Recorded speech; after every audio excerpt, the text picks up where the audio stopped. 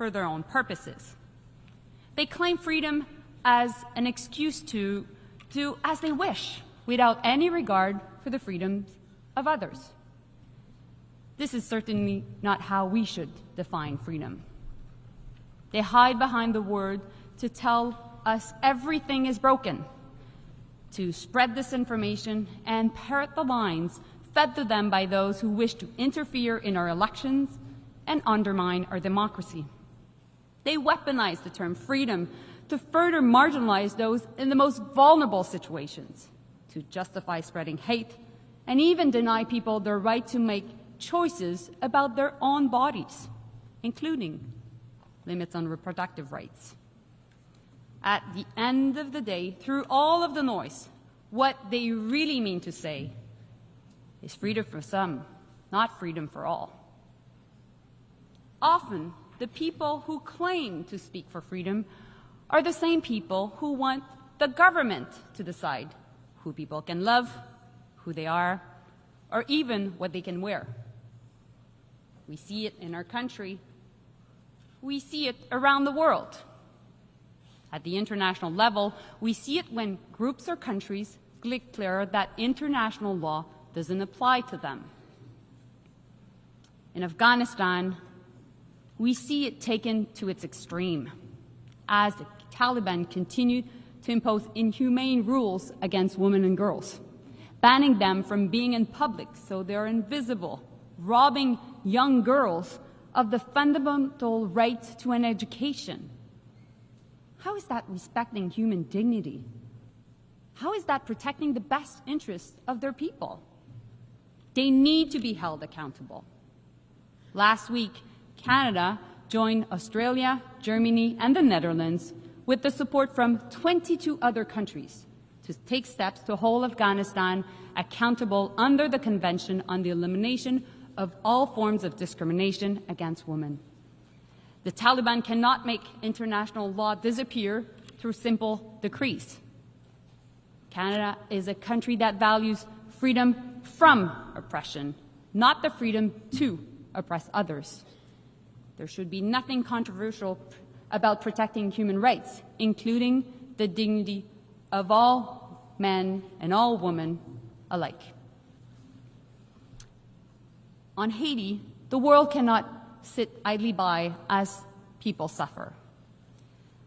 La violence des gangs et la corruption incontrôlée en Haïti ont créé une situation catastrophique pour la population, plongée dans une insécurité profonde, où des civils tombent sous les balles et des enfants meurent de faim. Le Canada maintient depuis toujours que la crise doit être solutionnée par et pour les Haïtiens. À ce titre, le Conseil présidentiel de transition et le gouvernement de transition s'efforcent à rétablir l'ordre, mais ils ne peuvent y arriver seuls. Le peuple haïtien a besoin d'une mission multinationale de soutien à la sécurité qui travaille conjointement avec la police nationale d'Haïti, non seulement pour aider celle-ci à rétablir l'ordre, mais également pour subvenir aux besoins de la population. Voilà pourquoi le Canada a investi plus de 200 millions de dollars pour la soutenir, donc le Canada fait sa part. Nous devons démontrer au peuple haïtien que nous n'allons pas les abandonner. Le Conseil de sécurité des Nations Unies doit être clair à cet effet et je le remercie pour sa décision plus tôt aujourd'hui. Je tiens aussi à remercier la CARICOM et le Kenya pour le rôle essentiel qu'ils jouent dans la réponse à cette crise. Ensemble, nous pouvons parvenir à une paix et à une stabilité durable en Haïti. Mr. President, what is happening in the Middle East is an unspeakable tragedy. Thousands have been killed in Israel, in Gaza, and in Lebanon, including many Canadians. This is a senseless war that goes against the dignity of human beings. The suffering on all sides must end. What the world continues to witness is a repeated cycle of violence where civilians pay the heaviest price. Canada is joining those urging Israel and Hezbollah to accept an immediate ceasefire. We need to create space for peace talks and save lives. There cannot be war in Lebanon. Full stop. UN Security Council resolutions must be respected. Families in southern Lebanon and families in northern Israel must be able to safely return to their homes.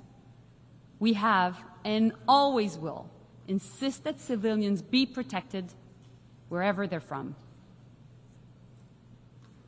Next week marks 1 year since the terrorist attacks by Hamas against Israel.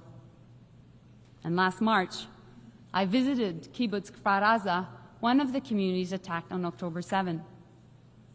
I met Ayelet, a mother grieving her son who was brutally murdered in the attack, and he died protecting his fiancée. Ayelet recounted the terror of that day, the search for loved ones in burned homes. As she spoke about the horrors of October 7th, we heard the bombs as they landed in Gaza nearby and felt the ground shudder.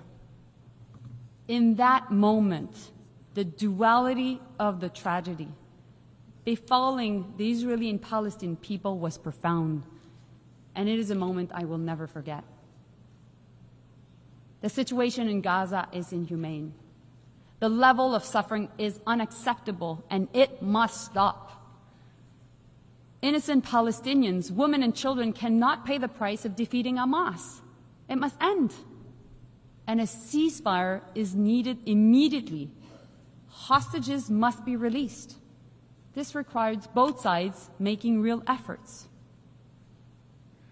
Mr. President, for a lasting peace, Canada has long advocated for a two-state solution. We believe both Israelis and Palestinians have the right to exist. We all know a negotiated agreement is the best chance for Israelis and Palestinians to live side by side in peace and security. Unfortunately, Hamas, a terrorist organization, continues to operate in Gaza, refuses to release hostages, and refuses to lay down its weapons. And meanwhile, the government of Israel is against the creation of a Palestinian state. Violence against Palestinians by extremist settlers and expansion of settlements by Israel in the West Bank continue unabated. And this is unacceptable. Canada supports the creation of a Palestinian state. That is why we are providing security and development support to Palestinians themselves. We will officially recognize the state of Palestine at the right time, when it is the most conducive to building a lasting peace, and not necessarily as the last step of a negotiated process. More than anything, this conflict has led to unspeakable pain. Communities are hurting. People have the right to protest peacefully, but nobody has the freedom to intimidate others. Polarization is a real problem, and division is real. We have a collective responsibility to bring people together. Mr. President, it's now been 2.5 years since Russia launched its illegal invasion of Ukraine. The human cost continues to grow. No country has the right and the freedom to invade its neighbor, and there's no freedom to impose your will on others. This aggression is a blatant violation of the UN Charter. Russia needs to get out of Ukraine now. And the Ukrainian people have the right to be free from fear and from aggression. They have the right to decide what their own future should be. And Mr. President, we all know that if Russia's aggression goes unchecked here, it will continue. Many countries in the region and the hemisphere are wondering if they will be next. And the world must not back down in denouncing this unjustifiable aggression, and Canada will not back down from its support for Ukraine. At the end of October, Canada will host a conference co-organized with Norway and Ukraine on the human dimension of Ukraine's 10-point peace formula. we will focus on the return of children to their families, as well as deported civilians and prisoners of war. Everyone, those affected by this war, is entitled to freedom from violence and from being forced from their home. Monsieur le Président, les enjeux dont je viens de vous parler soulèvent d'immenses défis. Et cette institution, où nous nous trouvons ici aujourd'hui, a un rôle à jouer pour nous faire cheminer ensemble vers des solutions. Les détracteurs des Nations Unies lui reprochent d'être incapable de résoudre les problèmes auxquels le monde est présentement confronté. Et encore pire, certains, beaucoup plus conspirateurs, pensent même que l'ONU est la cause de plusieurs de ces problèmes. Les uns comme les autres ignorent la réalité et la force de cette organisation. Les Nations Unies constituent un forum unique qui nous permet de nous rassembler et de nous parler sur un pied d'égalité pour tenter d'aplanir nos divergences qui sont parfois profondes, en effet, par la discussion et la recherche du consensus. Et c'est la raison pour laquelle le Canada a soutenu l'adoption du Pacte pour le futur lors du sommet pour le futur la semaine dernière. Le pacte est un point de départ alors que nous travaillons ensemble pour assurer la pérennité de cette organisation. L'ONU n'est pas une organisation parfaite, c'est vrai, mais le progrès y est possible. Et comme l'a dit le secrétaire général, nous ne pouvons tout simplement pas construire un avenir pour nos petits-enfants avec un système construit par nos grands-parents. Alors ensemble, construisons cet avenir. Monsieur le Vice-président, depuis près de 80 ans, aucune femme n'a occupé le poste de secrétaire général. Et c'est inacceptable. La semaine dernière, j'ai eu le grand honneur, avec ma collègue de la Jamaïque, d'accueillir à Toronto une quinzaine de femmes ministres des Affaires étrangères de partout à travers le monde. Notre constat est clair. Le prochain dirigeant de cette illustre institution doit être une femme. Il est grand temps que l'on puisse dire de façon honorable sur cette tribune et partout à travers le monde, Madame la secrétaire générale.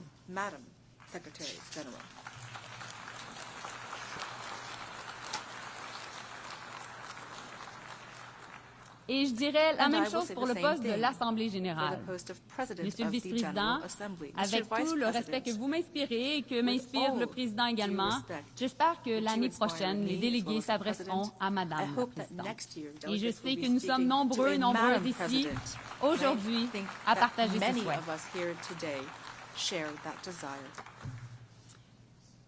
Monsieur le Président, laissez-moi vous parler de ma mère. Elle va être tellement contente que je parle d'elle ici aux Nations Unies. Vous savez, ma mère et ma grand-mère font partie des millions de femmes dans le monde qui ont lutté avec acharnement pour l'égalité des droits. Elles l'ont fait côté de mères et de grands-mères de bien des gens réunis ici dans cette enceinte. Récemment, maman me disait que nous faisions maintenant partie de la génération de la consolidation. Elle a bien raison. Being part of our generation means that we need to consolidate the gains that have been made over time and fight against those who are trying to roll back this progress. It also means that we need to continue to fight so that women and girls everywhere have the right to make choices about their own bodies and their own lives. We see the difference this gap in freedoms creates. When women are robbed of the right to decide when to have children, they lose out on education and job opportunities. And when women don't have access to safe abortions, their lives are put at risk. And when women are denied access to safe contraception and fertility treatment, they lose the power to make choices that have the most profound impacts on their lives. Attacks on sexual and reproductive health rights are an attack on equality rights, and they're an affront to basic dignity. Nous devons toujours avoir le choix, le droit de choisir pour nous-mêmes. Nous devons avoir le droit de choisir pour nous-mêmes parce que nous devons être capables de décider quel moyen de contraception utiliser, le choix d'avoir recours à l'avortement ou encore à la procréation assistée. Nous, les femmes, avons le droit d'être égales en tout, en éducation, en emploi et en toute autre opportunité. Nous sommes femmes et fiers de l'être, et jamais nous ne pouvons reculer. Ensemble, nous devons continuer d'avancer pour nos sœurs, nos filles et nos petites filles.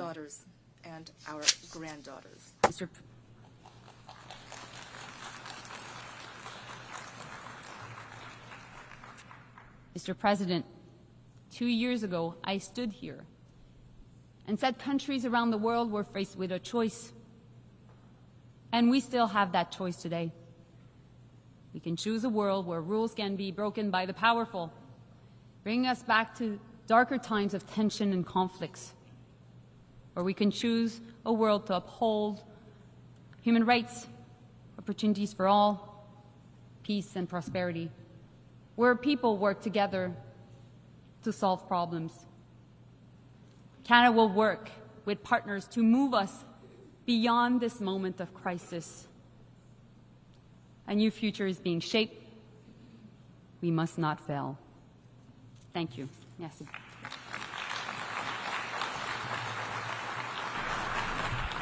Muchas gracias a la ministra de Relaciones Exteriores del Canadá.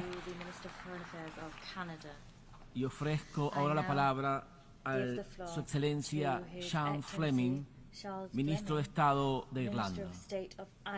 Sean Fleming, you have the floor.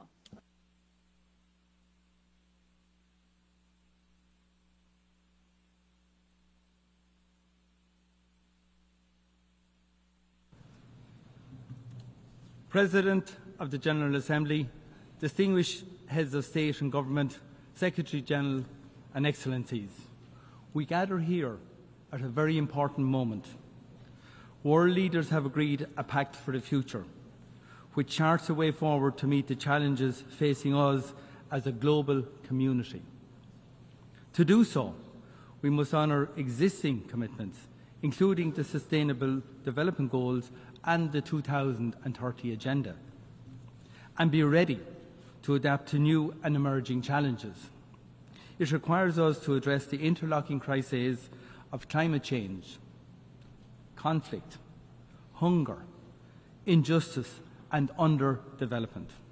And it requires us to protect the means to achieve progress. For generations, the multilateral system, with the UN Charter at its heart, has driven our best advances. I believe we have a shared responsibility to bring about a world in which each of us can thrive in safety, dignity and peace.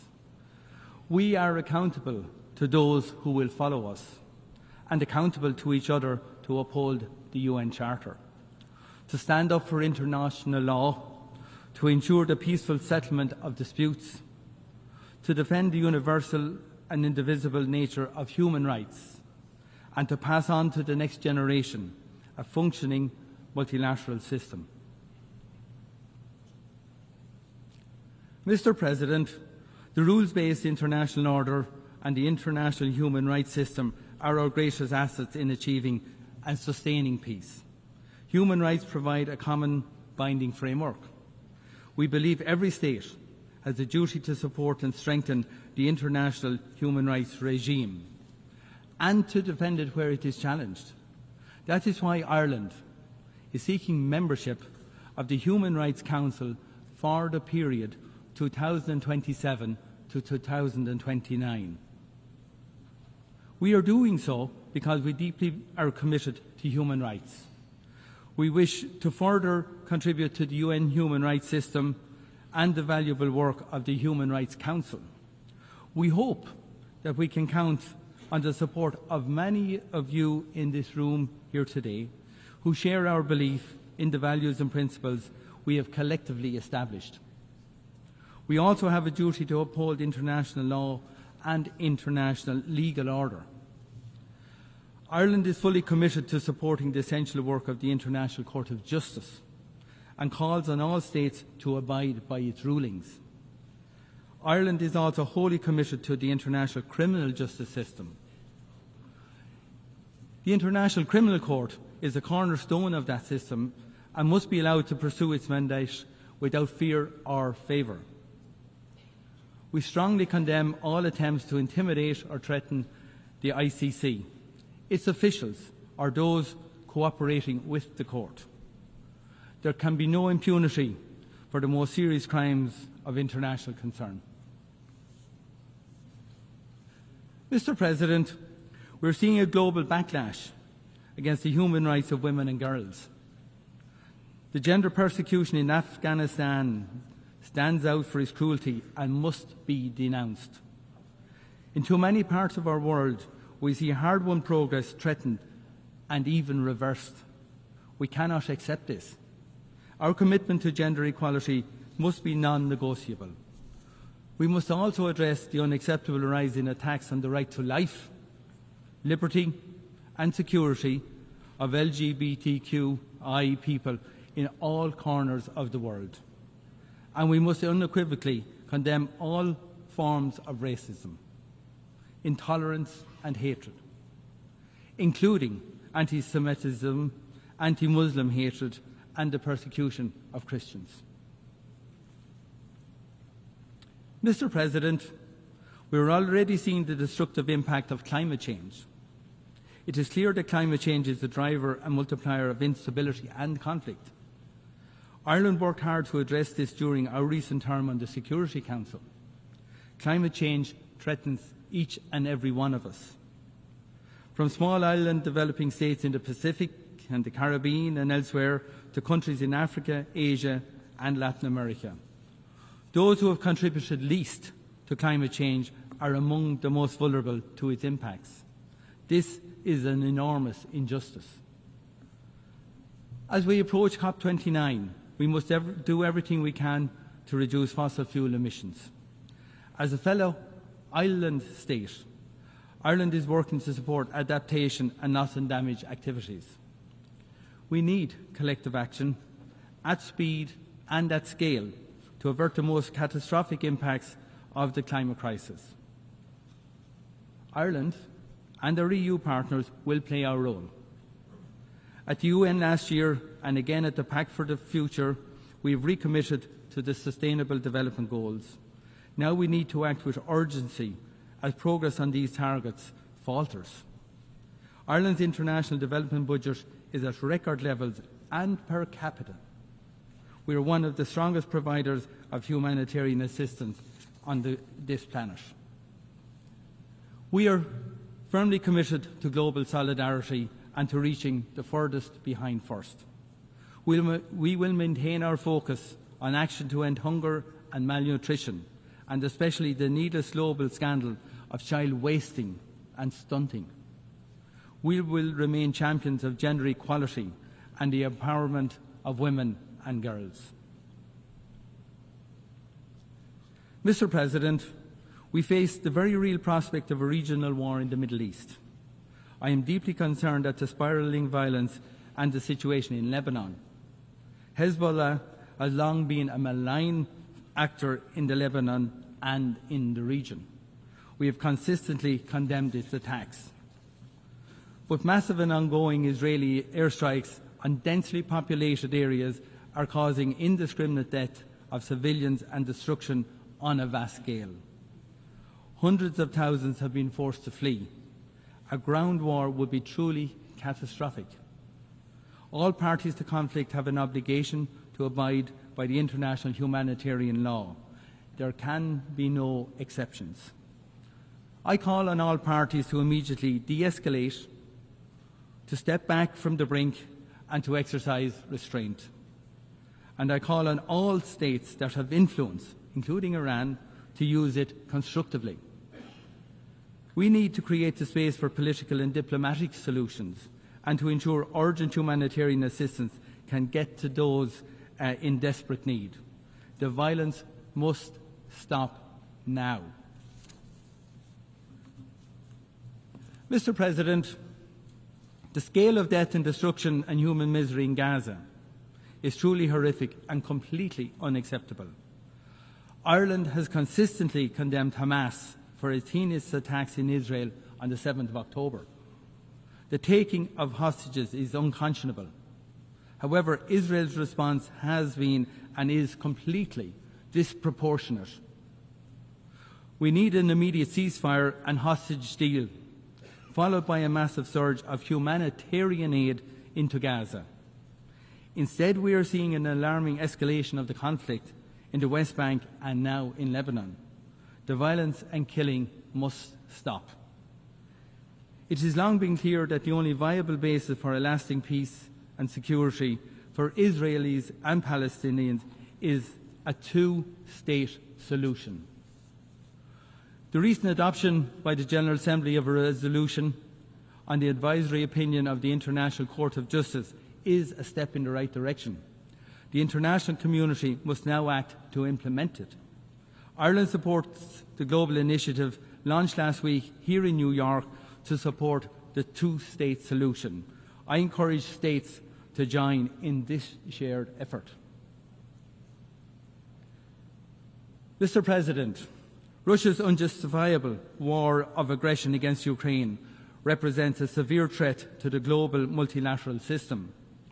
A challenge to the norm that borders cannot be changed by force should concern us all very deeply.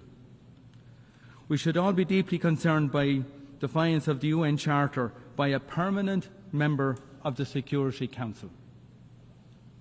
Undermining the rules-based order on which each of us, of our security depends, should concern us all. The transfer of ballistic missiles by Iran to North Korea to Russia for use in Ukraine is totally unacceptable. These transfers are unlawful and threaten international peace and security, and they must stop. This is not just a European security concern. This is a war with global impacts on food security and on energy and commodity prices. Too often, it is those who are least able to respond who suffer the most. And it is a colonial war about annexing the territory and destroying the identity of a United Nations member state. That is why Ireland is committed to holding Russia accountable for its actions and to bringing about a comprehensive, just and lasting peace in Ukraine. As the global community reaffirmed at the first summit on peace in Ukraine, the UN Charter can and must serve as the basis to achieve that peace. It is shocking that Russia has threatened the use of nuclear power in this conflict. The mere possession of nuclear weapons brings the risk of human and environmental disaster. That is why Ireland will propose a resolution to this General Assembly to further our collective scientific understanding of the dangers of these weapons. I urge all countries to join in this resolution. We cannot allow a new nuclear arms race. We must also act to prevent another arms race for weapons beyond human control, and to do so urgently, given the pace of technological development. Ireland supports the Secretary-General's call to conclude a treaty on autonomous weapon systems by the end of 2026. Mr. President, the Horn of Africa and the Sahel region are beset by multiple overlapping crises, from food insecurity, drought and flooding to actual conflict. Addressing them means working for sustainable development and human rights. The situation in Sudan is appalling. 12 million people forced from their homes. Widespread reports of abuse against civilians, particularly against women and girls. 25 million people face crisis levels of hunger and are now facing famine. We need to see urgent action. We demand a ceasefire, humanitarian access, protection of civilians, and accountability for human rights abuses. We must do whatever it takes to pressure the parties to come back to the negotiating table and to bring an end to the destructive cycle of violence. And we need to see accountability for those who have committed these atrocities. Mr. President, as we witness these harrowing conflicts, we must not accept this situation. The world as it is now is not the world as it should be. We have seen what can be achieved by cooperation through this organisation. that the fundamental international community has managed to come together in a time of heightened tension to endorse that vision, to agree a way forward, a pact for the future, shows us what can be achieved. We continue to be united in our shared humanity. Ireland will work hard with others during this General Assembly to follow through on our words with action. Thank you very much for listening to me on behalf of Ireland.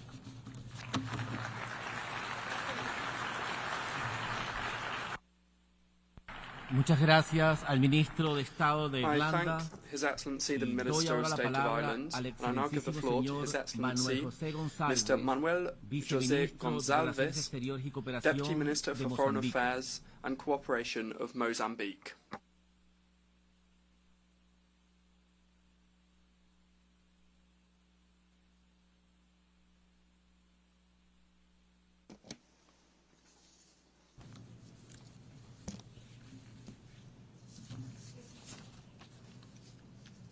Senhor Presidente Mr. President da 69ª Sessão of the da Asamblea General 79th das session Nações Unidas, of the United Nations General Senhor Assembly, Secretário-Geral das Nações Unidas, Mr. Secretary General of the United Nations, distintos chefes das delegações, distinguished heads of delegations, Excelências, minhas senhoras, meus Excellencies, senhores. ladies and gentlemen. É com elevada honra que me It is dirijo with great a honor esta that magna I address Assembleia this august assembly e transmito a and Vossas convey to your Excelências excellencies e a todos os and all participantes nesta participants sessão in this session uma saudação especial de a Sua special Excelência Filipe greeting Jacinto from His Inhosse, Excellency Filipe Jacinto Presidente da Inhosse, República de President of the Moçambique. Republic of Mozambique. Felicitamos Sua Excelência We Philemon congratulate His Liang Excellency Philemon pela Liang eleição a presidente on desta his sessão election as president of this e session formulamos votos and wish de him sucessos success no in cumprimento do seu fulfilling mandato. his mandate. As nossas saudações Our greetings estendem-se are extended aos restantes membros to do the other Bureau. members of the Bureau. Asseguramos todo o nosso We apoio assure you of our no full desempenho support in das carrying suas out funções. their duties. Elogiamos igualmente We o also trabalho commend positivo realizado the pelo seu positive work antecessor, carried out by your predecessor, Sua Excelência His Embaixador Denis Excellency Francis, Ambassador Dennis Francis, tendo contribuído para o which reforço da nossa contributed organização to the strengthening of para our uma maior abordagem da organization agenda de towards a paz greater approach e to the peace desenvolvimento. and development agenda. Uma palavra de grande apreço We extend a endereçamos ao word of Secretário-Geral great das Nações appreciation Unidas to the Secretary Sua General Excelência of the António United Guterres, Nations, His Excellency Antonio pela Guterres, incansável for dedicação his e tireless advocacia dedication and advocacy na promoção in do promoting multilateralismo multilateralism para a paz for global e segurança peace globais. and security. Senhor Presidente, Mr. President, a presente sessão da Assembleia the Geral current session of the General constitui Assembly uma oportunidade constitutes soberana a para o reforço sovereign do opportunity to multilateralismo, reinforce multilateralism, da nossa ação coletiva para a collective consolidação action da to paz e consolidate segurança international internacionais peace and security, e da estabilidade global mundial em prol do bem-estar global da humanidade. security for the well-being of Esses compromissos humanity. These renovados renewed commitments são reforçados are pelas reinforced deliberações of the da Cimeira do Summit Futuro of the e dos Future outros importantes eventos de alto and nível other important high-level recentemente events realizados. recently held. Saudamos por isso We o tema do nosso therefore debate welcome geral, the theme que of tem uma our importância general debate, particular which has pela sua particular conexão importance com o futuro, due to its que connection requer with the urgência future, no reforço da which cooperação requires internacional, urgency in strengthening para, em international conjunto, cooperation enfrentarmos so os that desafios together com que a humanidade we can se face the confronta challenges hoje faced by para a humanity construção today to de build presente a próspero prosperous present e and futuro a promissor promising future para a humanidade. for humanity. Estamos cientes We are aware que há escassos 6 anos that in terminará o just prazo 6 da Agenda years, 2030 the e os 2030 progressos agenda registrados na will sua expire, implementação and the progress são ainda made on tênues. its implementation Torna-se is still urgente tenuous. It a is, realização, urgent a mobilização de to recursos mobilize necessários the necessary para o seu resources financiamento, for its financing, bem como para as well os as outros objetivos for de other desenvolvimento acordados internacionalmente, internationally agreed de development modo a alcançar os objectives objetivos in order to achieve de the desenvolvimento sustainable sustentável. development goals. Por isso, Therefore, encorajamos a todos os Estados-membros encourage all member a states acelerarem a to materialização dos accelerate compromissos the assumidos, materialization incluindo o of reforço da commitments cooperação made, mutuamente including the vantajosa, reinforcement of mutually para responder beneficial aos cooperation desafios to prevalecentes, respond to prevailing entre os challenges, quais including o combate à the pobreza, fight against poverty, conflitos, conflicts, terrorismo e mudanças terrorism, climáticas. and climate change. Senhor Presidente, Mr. Excelências, President, Excellencies, manifestamos o nosso otimismo we sobre o nosso express futuro our coletivo, optimism about our onde reine collective future, um ambiente de where paz an e de environment segurança. of peace and security O reigns. funcionamento das nossas instituições The globais functioning of our global deve acompanhar as institutions dinâmicas must atuais keep up with the que se current impõem. dynamics that are imposed upon us.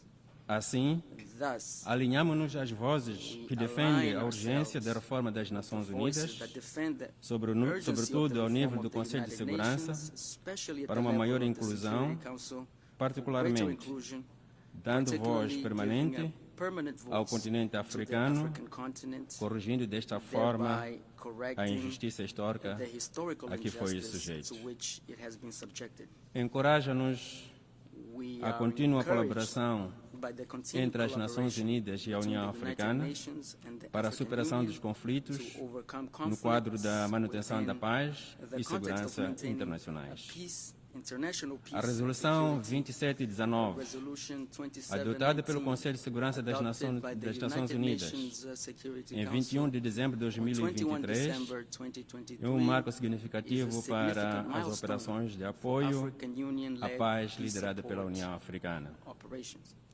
Ela fortalece It strengthens a colaboração entre as Nações collaboration Unidas e a between União the Africana, United Nations and the African promovendo Union, uma maior apropriação promoting regional greater regional e nacional and national das iniciativas de ownership paz. of peace initiatives. Esperamos We hope que ela garante that efetivamente it will effectively o acesso ao ensure financiamento access to adequado, previsível predictable e sustentável and sustainable necessário para as financing operações required da for União the Africana. operations of the African Union. Acreditamos que We esta believe colaboração that this collaboration contribuirá para will dar maior contribute to robustez giving greater aos strength esforços na to prevenção efforts e resolução to de prevent conflitos and resolve conflicts rumo a uma África towards a próspera prosperous e and pacífica, peaceful a África Africa. que queremos, the Africa we conforme want, estabelece as a Agenda established in Agenda 2063 da 2063 União of Africana. the African Union.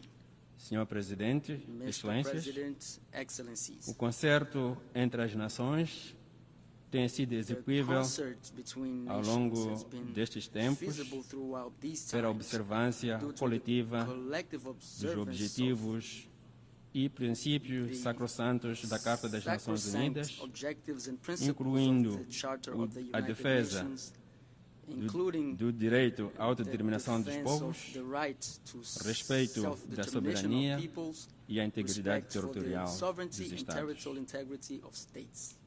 É profundamente preocupante It is deeply a concerning escalada de tensões e the conflitos escalation of em conflicts vários and quadrantes. tensions in various parts of Na the Ucrânia, lamentavelmente, world. In Ukraine, ainda não existem sinais unfortunately, encorajadores there is still para o fim no do encouraging conflito. signs for an end Acreditamos to que the a via conflict. mais segura We believe that the é o safest diálogo path entre as is partes. dialogue between the parties. Compete-nos a todos, It is up to all of us, como membros das Nações as members Unidas, of the United Nations, persuadir as to partes persuade the em parties conflito to the conflict a terminar as hostilidades and e hostilities, optar por um diálogo rumo opt for a à paz entre os dois dialogue towards países. peace between these two No countries. Médio Oriente, In the Middle East, em violação dos princípios de direito violations internacional of the principles of e direito international humanitário law and internacional, international humanitarian o law, conflito continua a the ceifar conflict vidas continues humanas to take no human seio da lives população civil, among the civilian particularmente population, crianças, particularly children mulheres women, e idosos,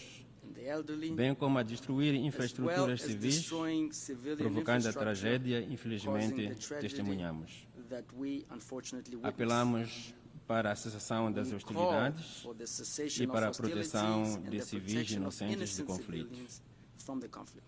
A visão de existência de dois Estados The soberanos, vision of the existence of two Israel e sovereign Palestina, states, Israel and com Palestine, membros de pleno direito as full members of nas the Nações United Unidas, Nations, é a forma mais justa is the que fairest garantirá a formula paz that will e ensure estabilidade sustainable sustentáveis nesta peace região. and stability in this region. Em África, In Africa, inquieta-nos igualmente o conflito no Sudão, we are also concerned vitimando about the milhares conflict in de Sudan, civis inocentes, which has killed thousands incluindo of innocent refugiados, civilians, causando um including desastre humanitário refugees, sem precedentes. causing an unprecedented Reiteramos humanitarian os disaster. apelos às We partes reiterate our em calls conflito to the parties to the para o fim conflict, destas to end hostilidades hostilities, e a necessidade de and the diálogo need for para a restauração dialogue da paz in order to e restore estabilidade. peace and stability. Senhor Presidente, Mr. President, o recurso às sanções e outras medidas coercivas unilaterais the use of sanctions não contribui and para a other preservação da unilateral paz, coercive measures da does not segurança contribute to e the desenvolvimento preservation of econômico peace, e security,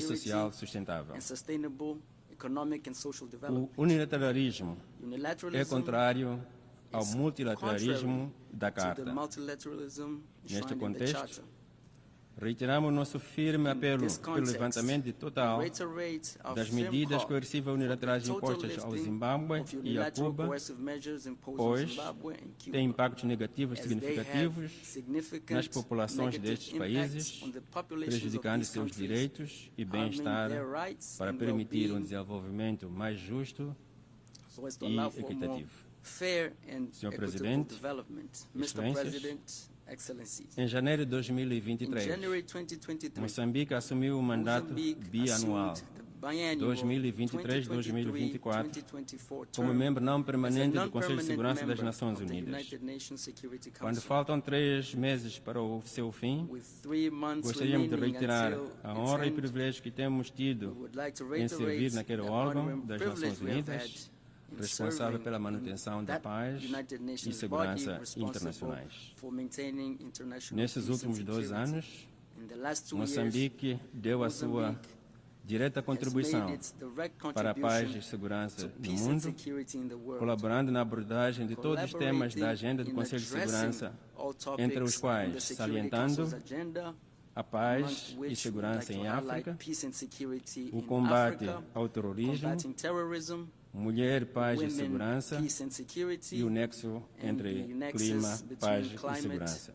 peace and security. Presidimos o órgão em março de Presided over the 2023 body in March e em maio de 2023 and 2024. in May 2024. Estamos na liderança We do Ad hoc are Working leading Group the ad hoc for working Preventing group and the Resolution of Conflicts preventing in and Africa. resolution of conflicts in Africa.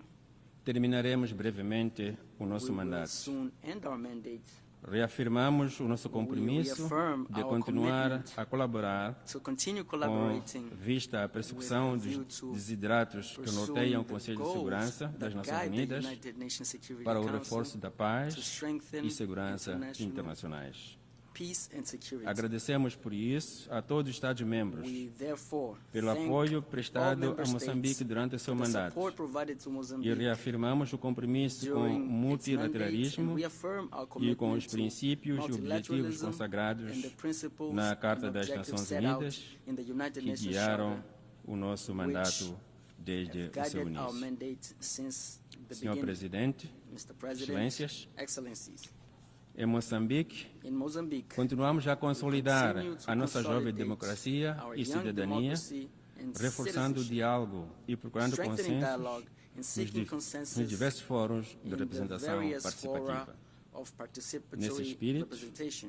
realizar-se-ão no dia 9 de outubro próximo as 7ª eleições presidenciais e legislativas e para as assembleias provinciais.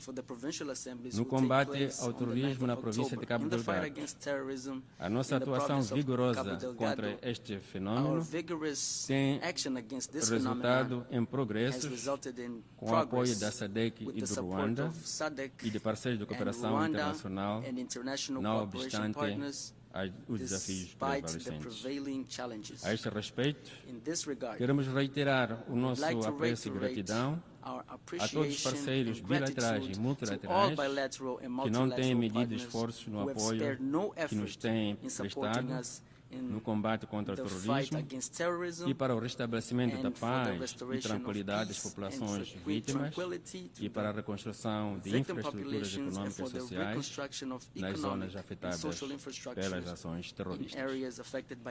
Adicionalmente, O nosso país tem enfrentado múltiplos e complexos desafios, que incluem a exposição a riscos associados às mudanças climáticas, tais como ciclones cíclicos, secas, cheias e inundações.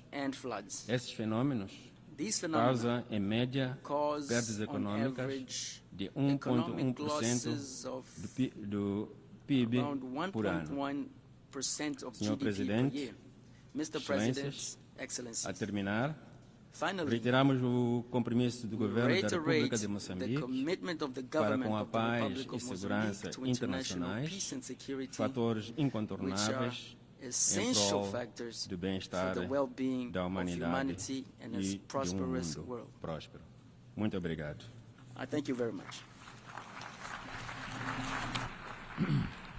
Muchas gracias al viceministro de I Relaciones thank the Exteriores y Deputy Minister Cooperación de for Foreign Affairs and Mozambique Cooperation of Mozambique, y doy ahora la palabra and I now give al the floor excelentísimo señor to Sheikh His Shakhboot Excellency Nahyan Sheikh Al-Nahyan, Shakhboot Nahyan Ministro de Al-Nahyan, Estado para el Minister of Ministerio de State Asuntos Exteriores for the de Minister los of Foreign Emiratos Affairs Árabes of the Unidos. United Arab Emirates.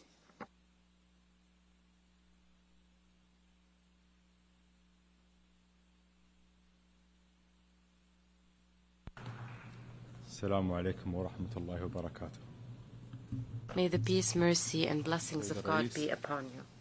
Mr. President, at the outset, I would like to thank His Excellency Dennis Francis for his outstanding leadership of the previous session. I also congratulate His Excellency Philemon Yang on assuming the presidency of the 79th session of the General Assembly, and I wish him success in this endeavor. From the podium of this General Assembly, a place that has always embraced our ambitions and agonies, we call upon all of you to join hands and work together to create a better world for our sons and daughters and for future generations. A better world in which they can enjoy a decent, prosperous and stable life. A world in which all political, diplomatic and economic capabilities and the latest technological and scientific advancements are harnessed to preserve life in all its forms. من أجل الحفاظ على الحياة بكل تجلياتها وصورها. وفي دولة الإمارات وضعنا هذه الرؤية صلب أعيننا فأطلقنا العنان لعجلة التقدم في ميادين التنمية والاقتصاد والتعليم والتكنولوجيا والصناعة. ومنذ قيام دولة الإمارات اعتمدت بلادي سياسة خارجية شفافة قائمة على المصداقية وبناء شبكة علاقات متوازنة مع دول العالم ودعم جهود إرساء الاستقرار الإقليمي والدولي وخفض التصعيد والتشجيع على الحوار وبناء الجسور وحل الأزمات بدلاً من الاكتفاء بإدارتها. وفي ظل المنعطفات الخطيرة التي يمر بها العالم اليوم فلا بد من إعادة ضبط بوصلة العمل الدولي نحو جملة من المبادئ الأساسية التي لا يمكن أن نحيد عنها.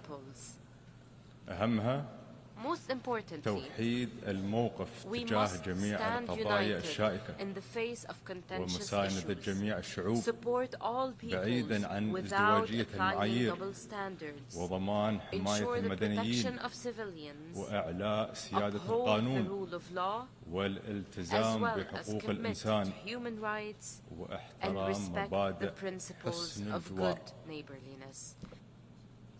وتزداد أهمية العودة لهذه المبادئ مع ما تشهده العديد من النزاعات في منطقتنا والعالم من انتهاكات صارخة عمقت المعاناة الإنسانية وعادتنا عقودا للوراء وتسببت في موجات لجوء ونزوح ضخمة أثقلت كواهل الدول المعنية والدول الجوار. في ظل استمرار الحرب الدموية على قطاع غزة والحروب في السودان وأوكرانيا والأزمات في اليمن وسوريا وليبيا والساحل وأفغانستان وميانمار وهايتي وغيرها. ولا بد هنا من التذكير بأنه حتى للحروب قواعد، ويجب على أطرافها احترام القانون الدولي بما في ذلك القانون الدولي الإنساني. ففي غزة يجب تحقيق وقف فوري ودائم لإطلاق النار وإدخال المساعدات بشكل عاجل وكامل دون عوائق وعلى نطاق واسع، وإطلاق سراح الرهائن والمحتجزين وتنفيذ قرارات مجلس الأمن ذات الصلة. ويجب توخي الحكمة في معالجة التطورات الإقليمية المتسارعة المنذرة بالخطر في منطقتنا، ويبدو أن ما كنا نحذر منه يتطور الآن بشكل قد يصبح غير قابل للسيطرة. لذا نأسف لرؤية الحرب تمتد إلى لبنان في الوقت الذي كنا نتطلع فيه للإعلان عن التوصل لصفقة تنهي الحرب على غزة.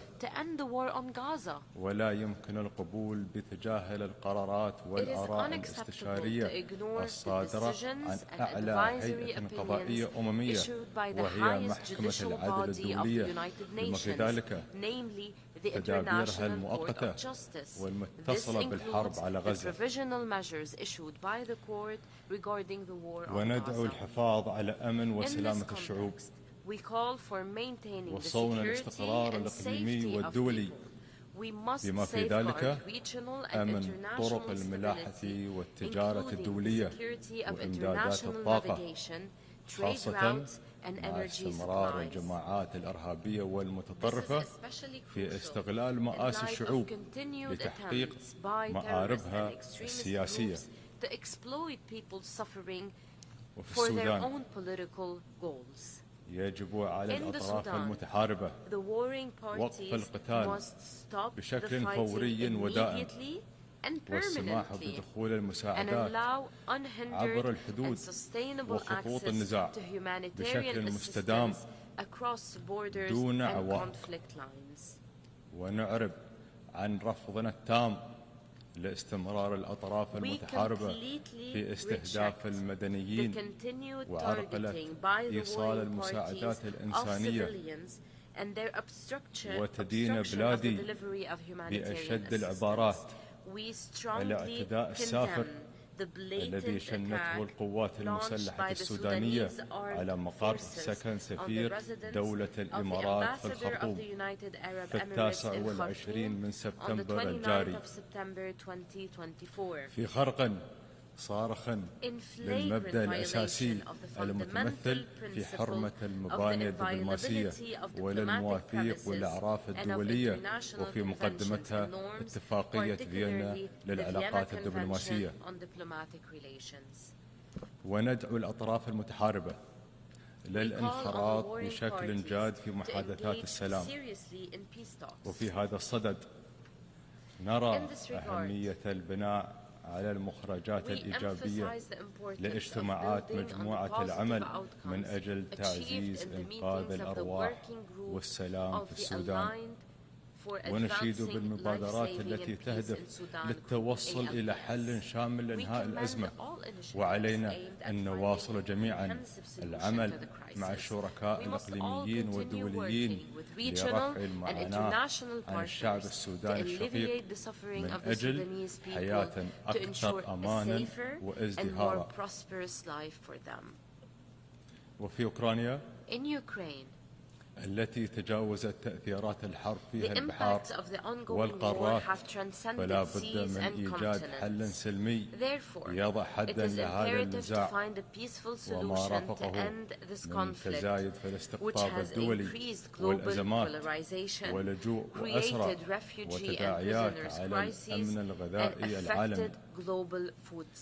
ومن خلال تواصلنا المستمر مع كافة الأطراف ساهمت بلادي في الإفراج عن قرابة 2000 أسير حرب عبر جهود الوساطة بين روسيا وأوكرانيا، ومستمرون بالدفع نحو الحوار وخفض التصعيد ودعم التعافي وإعادة البناء.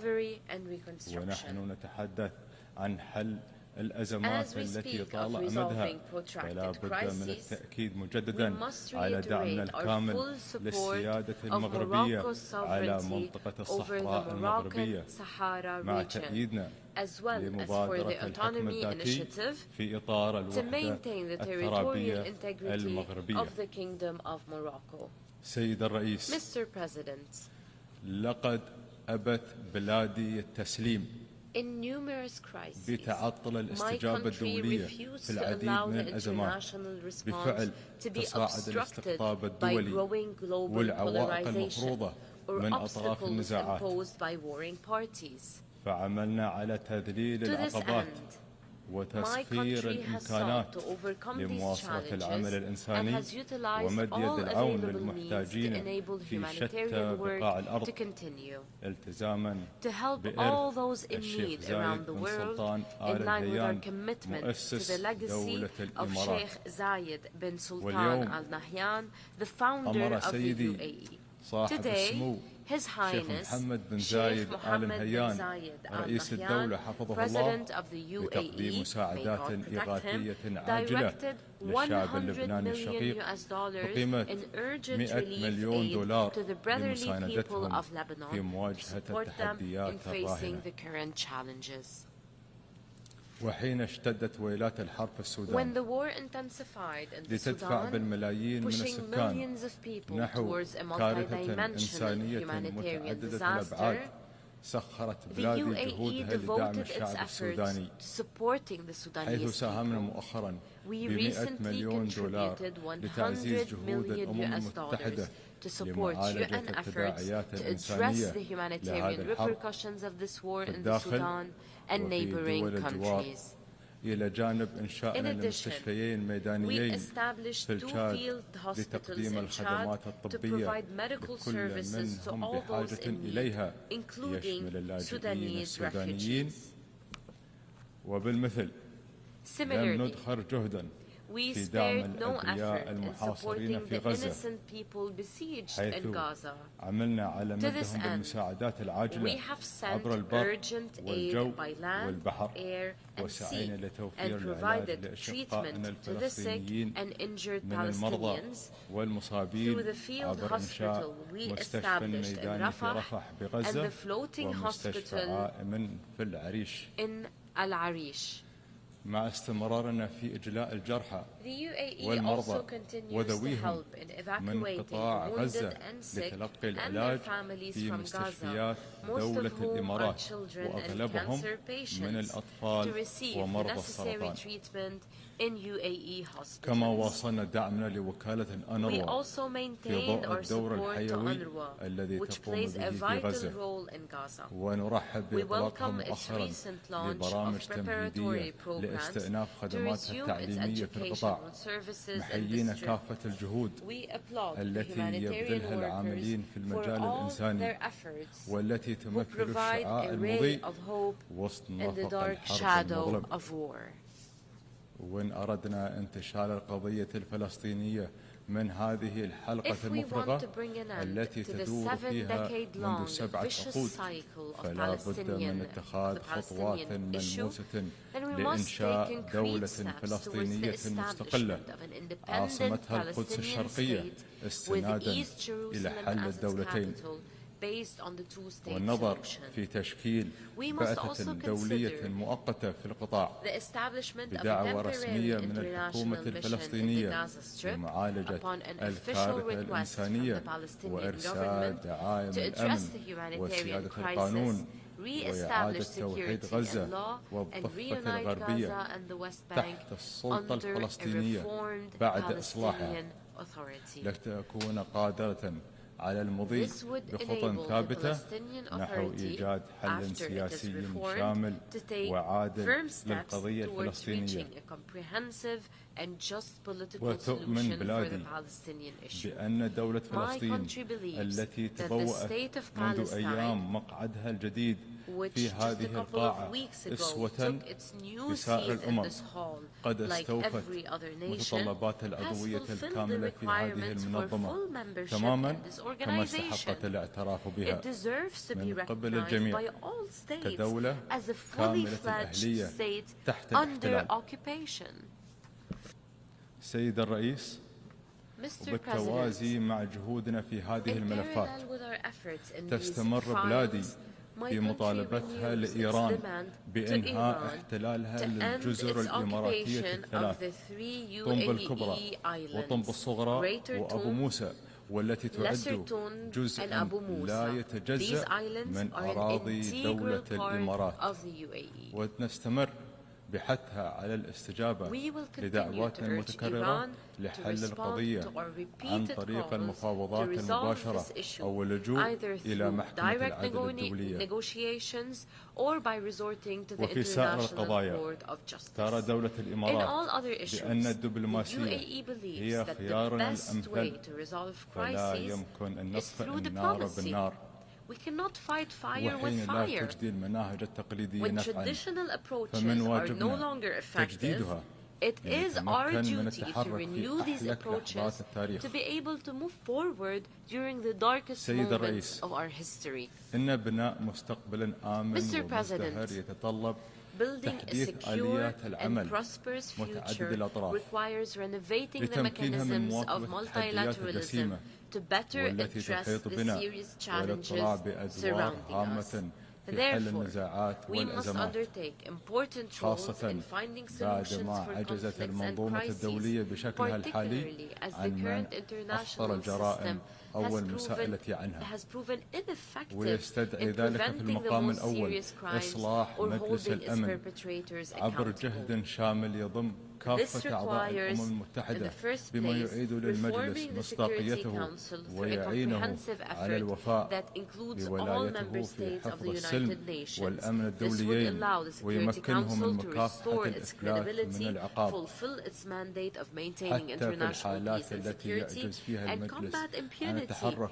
even in بفعل situations الاستقطاب where والاعتبارات polarization السياسية and political كما considerations يجب prevent إشراك the الدول Council from النامية taking action. والفقيرة في صلب Developing and الجهود poor الدولية countries must مع also ضمان be at the إطلاع center of النساء any والشباب international effort. بأدوارهم We الطبيعية also must ensure والهادفة that women and في young people سائر are أروقة empowered العمل to play المشترك their critical and meaningful roles وفي in all فورة انشغالنا aspects of بالتعامل collective مع action. الواقع السائد دعونا While we لا are نغفل عن أهمية preoccupied with جهود addressing the الوقاية current من الأزمات reality, we must not lose sight of the importance of حيث أن أخطر crisis الحروب prevention التي efforts. شهدها التاريخ لم تنشأ في عشية وضحاها بل كانت The deadliest امتدادا wars in history لأعوام did not أو break out عقود من overnight. التطرف They were a وخطاب result of الكراهية extremism, والتعصب hate speech, and ويستدعي ذلك intolerance اتخاذ accumulating خطوات over years, ملموسة if not decades. لإعلاء قيم التسامح This requires والتعايش taking concrete السلمي steps to uphold the وتضافر principles of الجهود tolerance الإقليمية and peaceful والدولية لإخماد coexistence شرارة and النزاعات coordinate regional and قبل international اشتعالها. efforts to بالإضافة extinguish لذلك the sparks of فإن conflict العمل before they المشترك even start. هو السبيل الوحيد Furthermore, collective لمواجهة action is المخاطر the only التي way to تهدد address the مستقبل challenges البشرية threatening the والكوكب future of humanity and بما our في planet, ذلك التغير including المناخي climate change. حيث أبرزت مخرجات الدورة الثامنة The والعشرين outcomes of the من 28th session مؤتمر of the الدول United Nations Climate الأطراف Change اتفاقية Conference الأمم hosted المتحدة by the UAE الإطارية بشأن التغير demonstrated المناخي what we can التي achieve when we work استضافتها دولة together. الإمارات ما يمكن تحقيقه إن عملنا معا خاصة بعد اعتماد The historic UAE consensus, adopted by 198 countries, embodies a global consensus on developing measures to prevent global warming above 1.5 degrees Celsius, and operationalize the loss and damage fund to compensate the countries most affected by climate change. وسنواصل التعاون مع We will الجميع continue to cooperate with لدعم العمل everyone المناخي to support climate والطاقة action المتجددة and clean and والنظيفة renewable بما في energy ذلك solutions, من خلال مبادرة including through the troika رئاسات of the مؤتمرات presidencies of الأطراف the Conference مع of the Parties أذربيجان initiative والبرازيل with Azerbaijan and لتقديم Brazil to استجابة provide a ملموسة concrete لتحقيق response أهداف اتفاقات المناخ that الدولية contributes to the achievement of the كما objectives of سنواصل international مساعينا climate للحد من agreements. أزمة We will ندرة also المياه continue our efforts to address لتوفير the issue المياه of water النظيفة scarcity والمستدامة للجميع and provide وذلك sustainable clean عبر water for مؤتمر all, المياه الذي including through the نعتزم UN Water استضافته Conference, في which we عام intend to host in the 2026 UAE بالشراكة in مع 2026 السنغال in partnership with Senegal. ومبادراتنا المتعددة في هذا المجال Our other وأولها initiatives in this field, مبادرة most محمد بن زايد notably, للماء is الذي أطلقت هذا or العام our other initiative in this field وبهذه is most الروح notably the Mohammed bin التي Zayed تتطلع Water دوما Initiative للأمام launched this تسعى year. بلادي With this لاستكشاف الفرص forward-looking الكامنة spirit, في we وسائل seek to التكنولوجيا explore and harness the المتقدمة potential لتكون opportunities التكنولوجيا provided by الناشئة advanced ومنها technologies, تقنيات as الذكاء well as الاصطناعي transform emerging أدوات technologies such as أساسية artificial intelligence لابتكار to find الحلول innovative في solutions عالمنا for our وفي businesses, حياتنا وفي lives, and خدماتنا government الحكومية services. ونؤمن بضرورة توجيه We believe الاهتمام that الدولي international نحو attention هذه and الوسائل investments should be والاستثمار directed towards فيها these technologies بما يسرع to من وتيرة accelerate التنمية sustainable المستدامة development and ويحدث achieve تحولات جذرية في transformative التعامل shifts in مع addressing the التحديات challenges we في face مختلف in الميادين different fields. على نحو يسد فجوات This التنمية will enable or ويدعم this will تقدم allow الجميع. the bridging development gaps سيد and الرئيس، supporting progress for all. دعونا نغتنم Mr. هذه President, الفرصة let us seize this opportunity لتصحيح مسار to العمل reform الدولي international المشترك. collective action. ملاذنا Our الجامع في refuge الشدائد in difficult times. وإن نعمل يدا Let us بيد work together, لصنع hand in مستقبل hand, باهر to create a bright تفخر به future الأجيال that the next القادمة. generations شكرا will سيد be الرئيس. proud of. Thank you, Mr. President.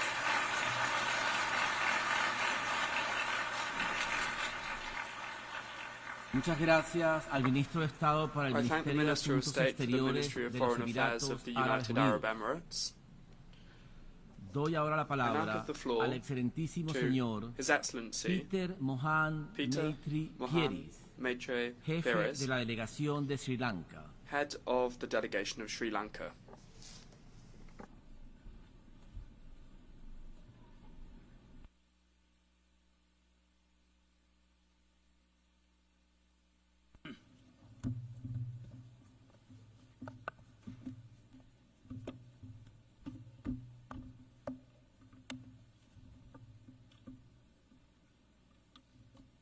Mr. President, Excellencies, distinguished delegates, ladies and gentlemen. Sri Lanka felicitates His Excellency Philomene Young of Cameroon on his election as the President of the 79th session of the United Nations General Assembly. Mr. President, against the background of global turmoil, setbacks and transformations, the aspirations of this year's Assembly for a better global future resonate with those of the people of Sri Lanka. On the 23rd of September, following a transparent and peaceful electoral process and a dignified transition in keeping with our decades of democratic practice, His Excellency President Anura Kumara Dissanayake was sworn in as the 9th Executive President of Sri Lanka. The people of Sri Lanka have vested in him the mandate to realize the people's aspirations for the future and to build a sustainable foundation for future generations. His Excellency President Dissanayake has outlined to the nation his determination to put in place a united Sri Lanka and a transformed ethical political culture. A political culture echoing the wishes of the people. His future trajectory combines nation building based on public trust in governance and in the political system through accountability, integrity, and the elimination of waste and corruption. In the words of His Excellency President Anurakumara Dissanayake, quote, "We are launching a unified Sri Lankan nation that respects diversity, fully ending an era of division based on race, religion, caste, and class." Close quotes. In order to achieve these objectives, the government has recognized that it is crucial to reinforce stability and confidence in the economy and stimulate growth. The government will work within commitments to reach macroeconomic stability through the framework of international financial institutions and in negotiations with sovereign and private external stakeholders. The government is acutely aware of the hardships that have been faced by the people in the process of economic transition. Measures will therefore be put in place to generate greater resources for enhanced public expenditure and welfare to raise the living standards of our people with equity and justice. Mr. President, the recent vote for change by the people of Sri Lanka presents us with a renewed opportunity, and we are determined to succeed, including with the support of our friends in the international community. Mr. President, despite our consensus on the Pact of the Future, this year's UNGA takes place at a moment of profound global crisis on multiple fronts. In the Middle East, we are closer to wider regional conflagration than when we convened last week, and the humanitarian suffering in Gaza gets worse by the day. The achievements of the SDGs now appears beyond our reach, and we are off target on the Paris climate goal to limit the temperature increase to 1.5 degrees centigrade above pre-industrial levels.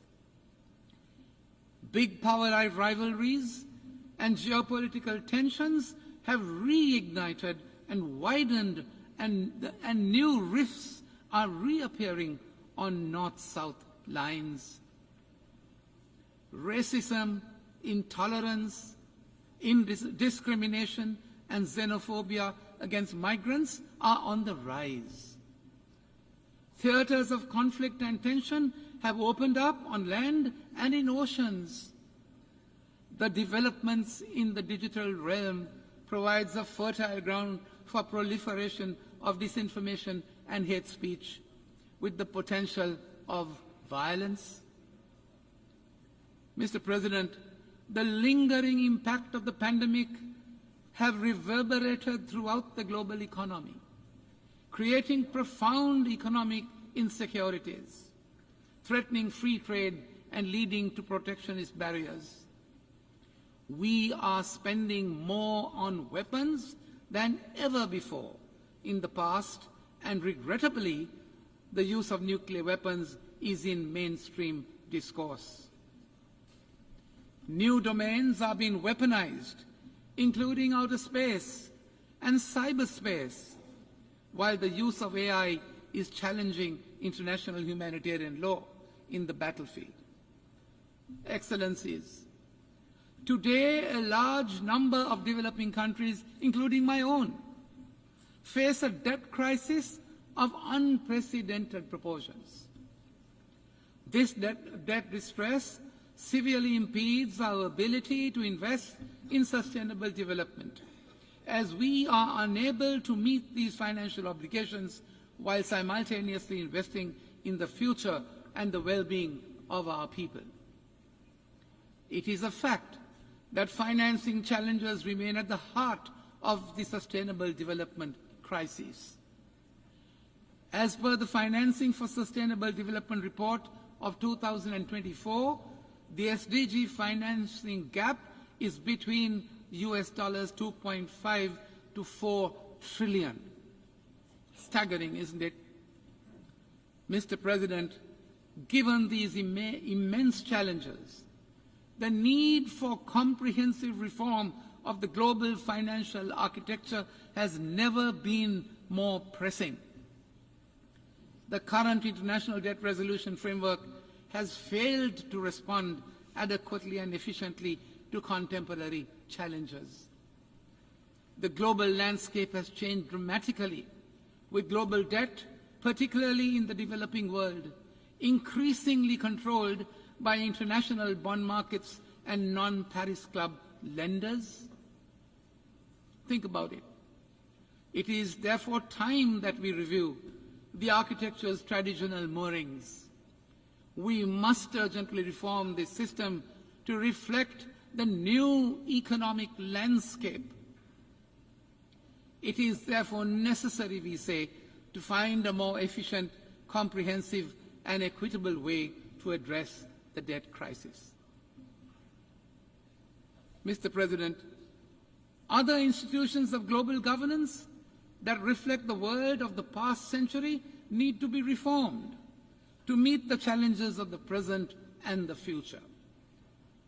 The composition of the Security Council must be expanded to be representative of current global diversity and decision-making. In parallel, the role of the United Nations General Assembly, the most representative primary organ of the United Nations, where all countries have an equal voice, must be strengthened and revitalized. Mr. President, Sri Lanka's commitment to maintaining global peace and security has been unwavering. We recognize that peacekeeping is one of the most effective tools to the United Nations to help member states to manage the difficult phase of transitioning from conflict to peace. Sri Lanka has been contributing to United Nations peacekeeping operations in some of the most hostile and demanding deployments.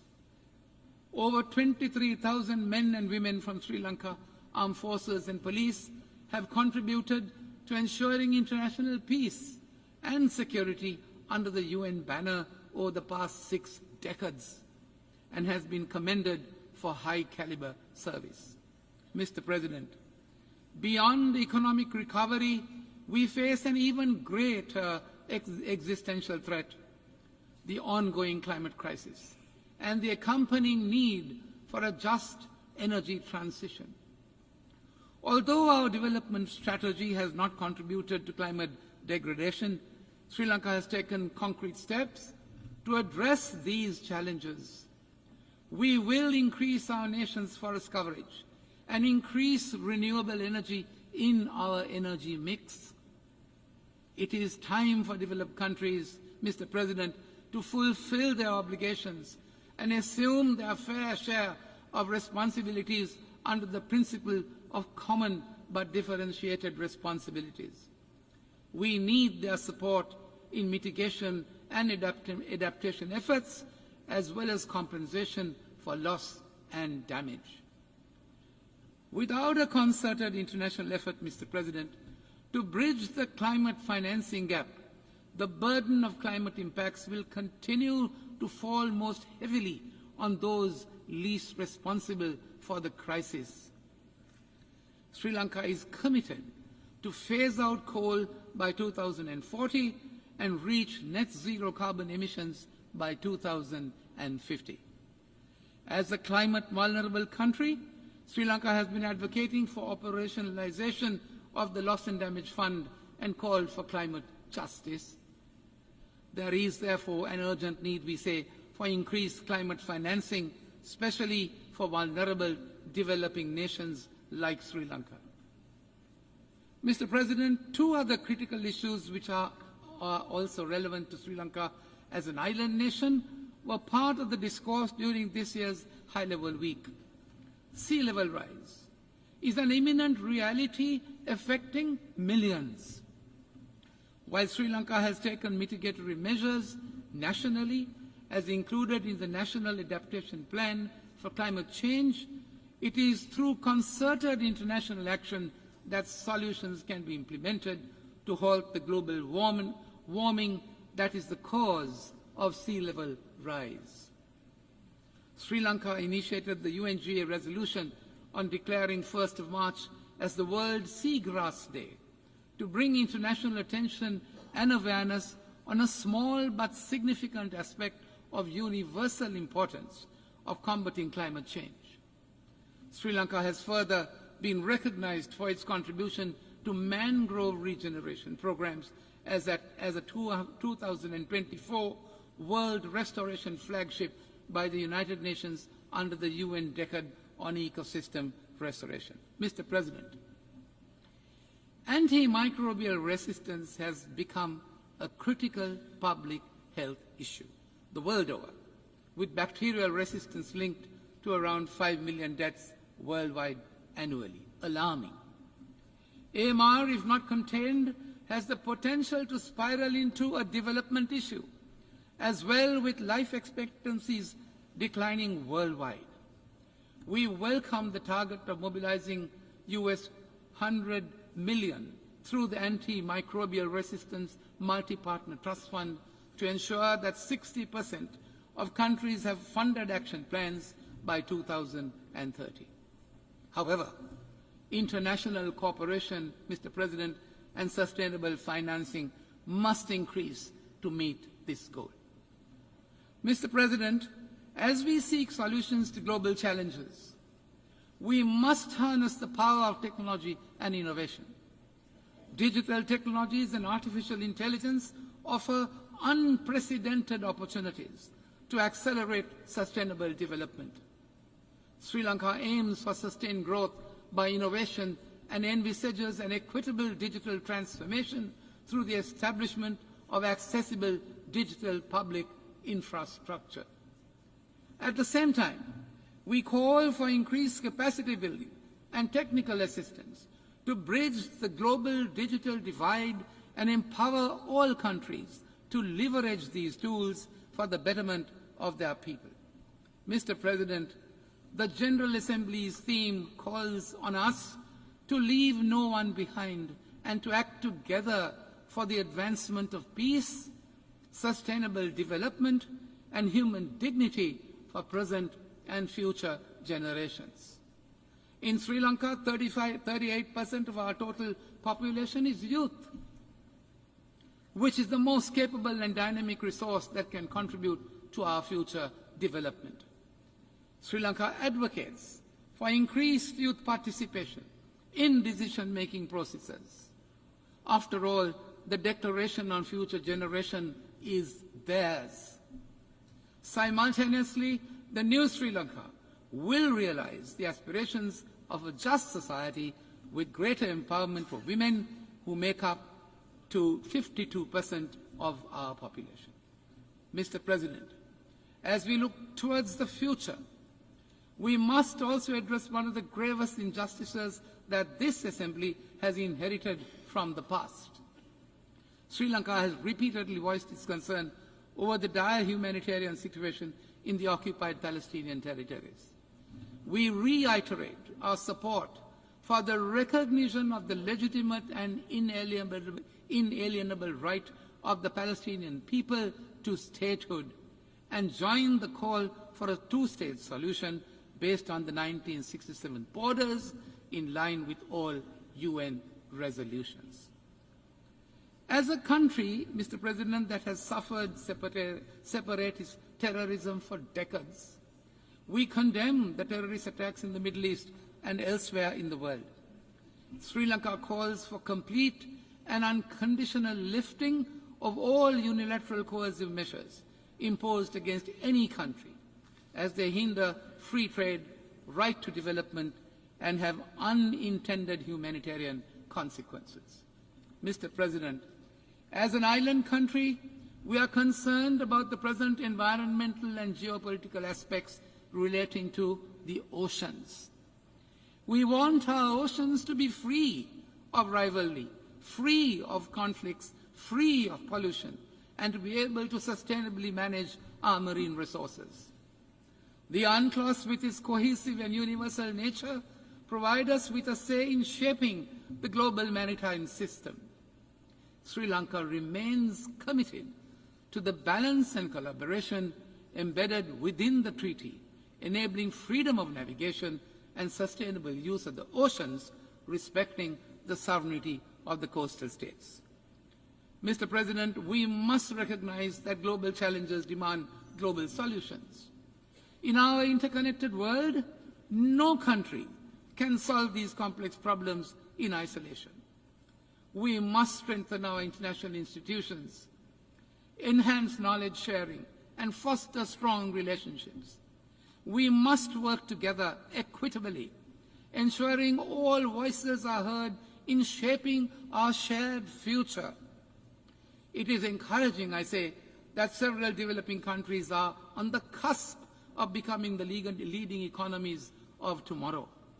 We must bolster South-South cooperation to foster economic growth, social progress, and sustainable development among us. However, South-South cooperation is not a substitute, we appreciate, for the responsibilities of the Global North as set out in the Addis Ababa Action Agenda and the Paris Agreement. Mr. President, in conclusion, as Sri Lanka embarks on a path of national unity, ethical governance, and economic recovery, and growth with justice and equity under a new leadership, we reiterate our commitment to multilateral cooperation in pursuit of peace, of prosperity, and of sustainability. We must harness the power of international solidarity, my dear friends, to confront the interconnected challenges before us, as well as to explore durable solutions to the generations to come. I thank you, Mr. President. Muchísimas gracias al jefe de la delegación de Sri Lanka. Doy ahora el derecho de palabra al excelentísimo señor Song Kim, jefe de la delegación de la República Popular Democrática de Corea.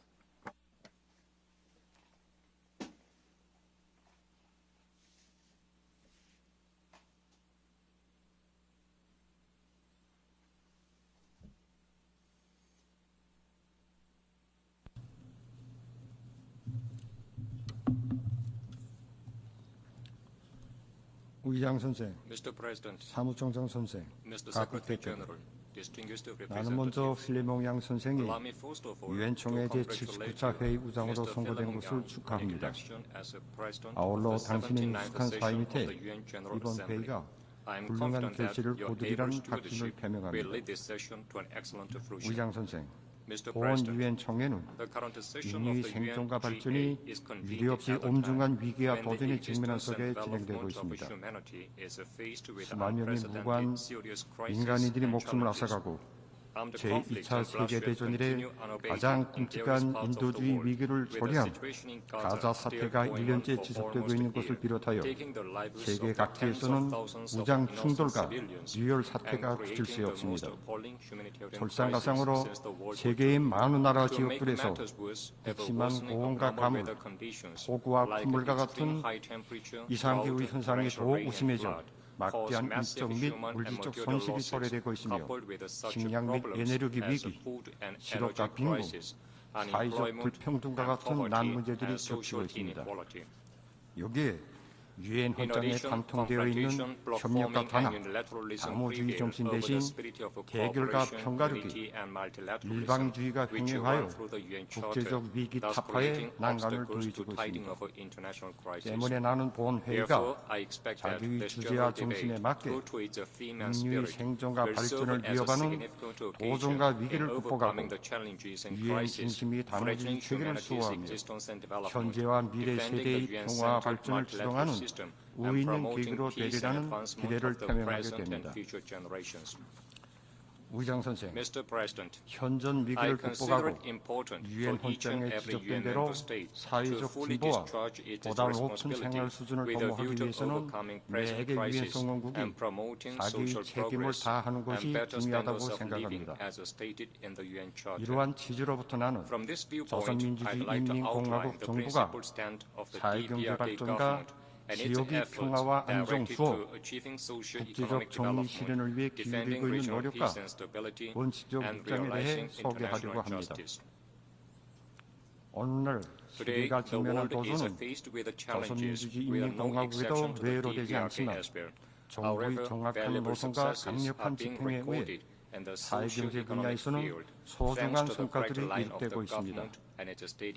우선 공화국 정부는 국가적 부담으로 타가 2000년형의 어린이들에게 정상적으로 첫제품을 공급하고 학생들이 필수용품을 제공하는 것을 1차적인 국가 정책으로 내세우고 완강히 집행해 나감으로써 어린이 보육과 교육 사업의 질을 끊임없이 개선해 나가고 있습니다. 또한 국가 경제의 지속적인 발전을 이루기 위한 노력의 결과 공업과 농업을 비롯한 각 분야에서 연속적인 상승 추이가 계속되고 있으며 러시아 농촌의 모든 주민들에게 무상으로 새 살림집을 안겨주기 위한 사업을 비롯하여 이민들이 복리 중진 사업에서도 발목할 만한 성과들이 이룩되고 있습니다. 특히 우리 공화국 정부는 지방 발전 정책을 새롭게 책정하고 그 실질적 집행에 선체적인 주목을 돌리고 있습니다. 공화국 정부의 지방 발전 정책은 10년 내에 수도와 지방, 도시와 농촌 사이 격차를 줄이고 나라의 모든 분야, 모든 지역을 동시적으로 균형적으로 발전시켜 전국적 범위에서 사회 경제적, 물질 문화적 수준을 획기적으로 제고하는 데 목적을 두고 있습니다. 이는 누구도 뒤떨어지지 않게 모두를 위한 지속적인 발전을 이뤄갈 때 대한 유엔의 지속개발 목표 달성에 대한 조선민주주의 인민공화국의 적극적인 기여로 됩니다. 조선민주주의 인민공화국의 지방발전 정책은 그 과학성과 정당성을 하여 실천적 담보가 매우 확고합니다. 이제 10년 후이면 세계는 조선민주주의 인민공화국의 일신된 발전 면모를 목격하게 될 것입니다. 의장 선생, 조선민주주의 인민공화국의 이러한 사회경제 발전 사업은 결코 평온하고 정상적인 안전 환경에서 진행되는 것이 아닙니다. 국가의 전면적 발전, 전면적 부흥을 지향하는 우리에게 있어서 평화롭고 안정된 대외적 환경은 매우 소중한 것이지만 외부로부터 강요되는 안전 위협은 시간이 흐를수록 더욱 가중되고 있습니다. 지금으로부터 1년 전 나는 이 자리에서 핵 충돌이 문호구회로 다가서고 있는 조선반도 지역 증세에 대해 언급한 바 있습니다. 한 해가 지난 오늘날 조선반도의 안전 환경은 그때와도 또 다르게 더욱 첨예해지고 있습니다. 올해 연초부터 미국하고 동맹 국가들은 조선민주주의 인민공화국 주변에서 프리덤 실드, 프리덤 에이지, 연합공동훈련을 비롯하여 다기한 명칭의 합동 군사 연습들을 연이어 벌여놓음으로써 지역의 군사적 긴장과 적대적 분위기를 고조시키고 있습니다. 보다 엄중한 것은 지난해 미국과 한국이 조작한 반공화국 핵전쟁기구의 핵협의 그룹화가 본격적으로 가동하고 우리와의 핵전쟁을 가상한 모의 훈련들이 감행되고 있는 것을 비롯하여 조선민주주의 인민공화국에 대한 핵 사용 기도가 보다 현실화되고 있는 것입니다. 여기에 지역 외 세력이며 대표적인 군사 블록인 나토의 성원국들이 유엔총회 결의에 따라 10여 년 전에 해체되었어야 할 유엔군 사령부의 간판을 도용하여 미한과의 군사적 공조를 강화하고 있으며 열점 지역인 조선반도 지역에 함선과 비행기들을 들이밀면서 지역에서의 군사적 대결을 더욱 부추기고 있습니다. 그러면서도 그들은 우리가 핵으로서 저들과 지역과 세계의 평화와 안전을 위협한다고 골거들고 있습니다. 하다면 역사상 핵무기를 남 먼저 만들고 인류에게 핵을 사용한 나라가 과연 누구입니까? 지난 세기부터 조선 반도의 핵무기를 반입하고 세계를 넘어 조선민주주의인민공화국의 핵 위협을 가해온 것이 과연 누구입니까? 오늘날 주권 국가의 정권 종말에 대해 소슴없이 제창하며 조선민주주의인민공화국에 대한 핵 선제 사용을 국책으로 유지하고 있는 것이 과연 누구입니까?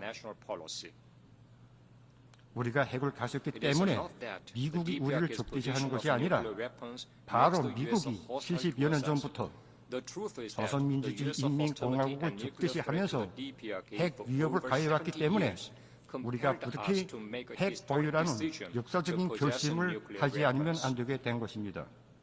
바로 우리 핵은 우리 수소를 지키기 위해 만들어지고 존재하는 것이기에 우리 핵 위협에 대해 입에 올리는 것 자체가 우리를 적대시한다는 것을 반증해 줍니다.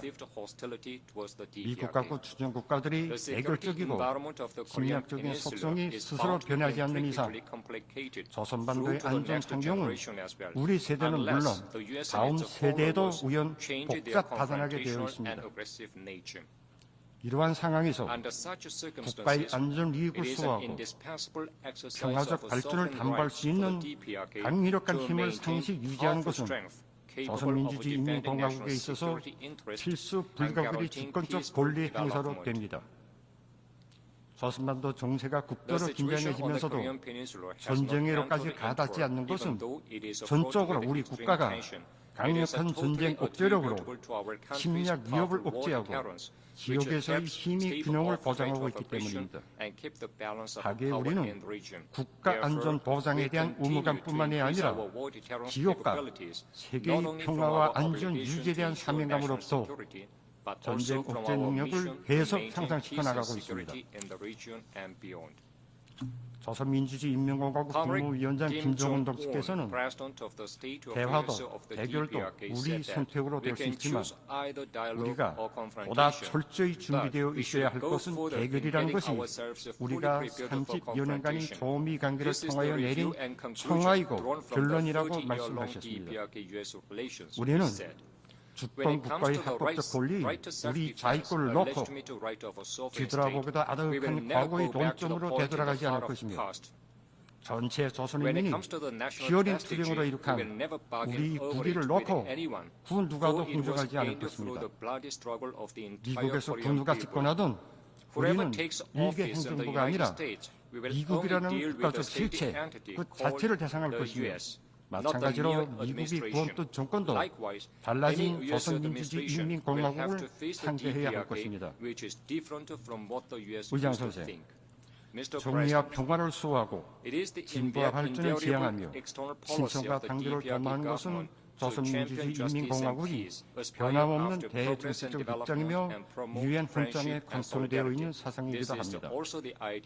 이로부터 공화국 정부는 불법, 무법의 이중 기준으로 국제 정치 모델을 양분하고 저들의 패권적 이익을 우선시하며 평화와 안전을 결란하는 행위를 경결히 반대하고 있습니다.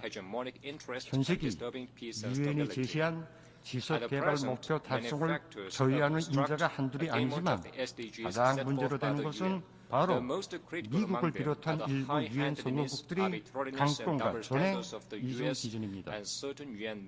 지난해 10월부터 이스라엘 당국이 무차별적인 살림 만행으로 가자 지대에서는 수많은 어린이와 여성들을 포함하여 4만 명이 넘는 무관 팔레스티나 민간인들이 무참히 학살되었으며 한 개 민족이 전멸의 위기에 노출되었습니다. 인류에게 형언할 수 없는 고통을 가져다준 전쟁이 참화를 되풀이 하지 않도록 할 목적으로 유엔이 존재하고 있음에도 불구하고 이러한 반인적 만행이 2년 동안이나 지속되어 온 것은 실로 수치스럽고 개탄스러운 일이 아닐 수 없습니다. 일개 국가가 이토록 끔찍한 대량 학살 만행을 자행하고도 아무런 추궁이나 제재도 받지 않고 있는 것은 전적으로 유엔 안전보장이사회 상임이사국인 미국의 기호가 있기 때문입니다.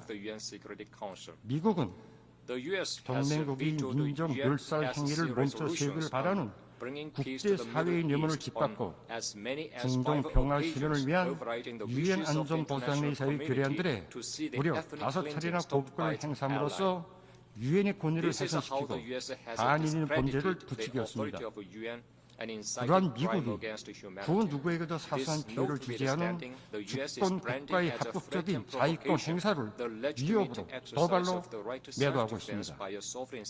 미국과 소방에 의해 3년 가까이 지속되어 오는 우크라이나 사태를 보더라도 그들은 나토의 동지인가 동맹국에 대한 천문학적 액수의 살인장의 제공으로 사태를 조작하고 지속시키면서도 그 책임을 다른 나라들에 전가하고 있습니다. 미국이 다른 나라들이 정상적인 강대 발전을 그토록 아비사서 비난하는 것도 실상은 동맹국에 대한 무원칙적인 정치군사적 지원을 정당화하고 좋은 지구적인 군사동 조작이 필요한 명분을 붙자는 것입니다. 행위 시행자가 친미 국가인가 사주적인 국가인가에 따라 중미와 부정미가 판별되고 유엔이 개별적 국가의 정치적 목적 이용에 악용되는 현실은 더 이상 묵인되지도 허용되지도 말아야 합니다. 나는 오만 무리한 일개 상기 미사국의 강권과 전쟁에 의하여 세계 도처에서 평화와 안정이 온전히 위협당하고 유엔 헌장의 정신이 모독당하고 있는 데 대하여 다시 한번 강력한 우려를 표시하며 규탄합니다. 또한 이스라엘에 의하여 집단 학살된 팔레스타인들과 그 유가족들에게 심심한 애들뜻을 표하며 강전된 혼란을 되찾고 나라의 영토 완전을 소화하게 한 시리아 인민의 투쟁에 변함없는 지지와 연대성을 표시합니다. 의장 선생, 현 국제관리 체제 개혁은 마땅히 공정과 공평, 정의를 실현하는 대로 지향되어야 합니다. 유엔 헌장에 기재된 목적과 원칙에 맞게 모든 활동에서 주권 평등과 내정 불간섭, 공정성과 객관성이 엄격히 준수되고 강권과 전행, 편견적이고 이중 기준적인 반응이 종식될 때라야 유엔은 자기의 신성한 모습을 되찾게 될 것입니다. 의장 선생, 어제도 불허하였지만 오늘도 조선민주주의인민공화국을 지향하는 것은 공정하고 평화롭고 번영하는 세계입니다. 반제 자절을 일가는 제일 국책으로 내세우고 주권 존중과 내정 불간섭, 평등과 호의에 기초한 국제적 정의를 실현하며 새로운 국제 질서를 수립하기 위해 적극적으로 노력하는 것은 우리 공화국 정부의 일관한 입장입니다. 앞으로도 조선민주주의인민공화국은 침략과 간섭, 지배와 예속을 반대 대격하고 자주와 정의를 지향하는 모든 나라 민족들과 사상과 제도의 차이에 관계없이 협조할 것이며 우리나라를 존중하고 우호적으로 대하는 나라들과의 다방면적인 교류와 협력을 발전시켜 나갈 것입니다. 감사합니다.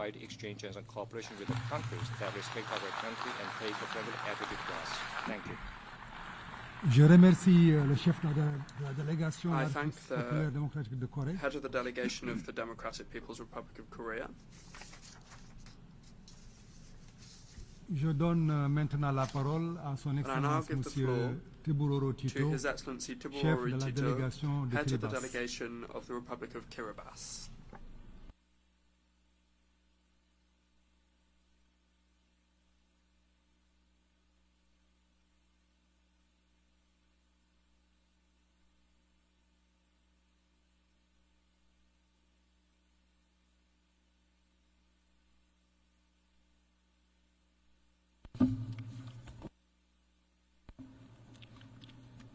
President of the General Assembly, Secretary General of the United Nations, Excellencies, ladies and gentlemen, I'm happy to greet you all on behalf of the President, the government, and the people of the Republic of Kiribati. At the outset, I wish to join other delegations in congratulating Your Excellency, Mr. Philomena Yang, the government and the people of Cameroon on your election as the President of this 79th session of the United Nations General Assembly, and to assure you of Kiribati's full support and cooperation as you steer our work over the next 12 months. We also acknowledge with gratitude the effort and work of the outgoing President of the 78th session, His Excellency Dennis Francis of Trinidad and Tobago, for his leadership for the past year. It is with immense pride and a deep sense of responsibility that Kiribati stands before this assembly, marking the 25 years of its membership of the United Nations.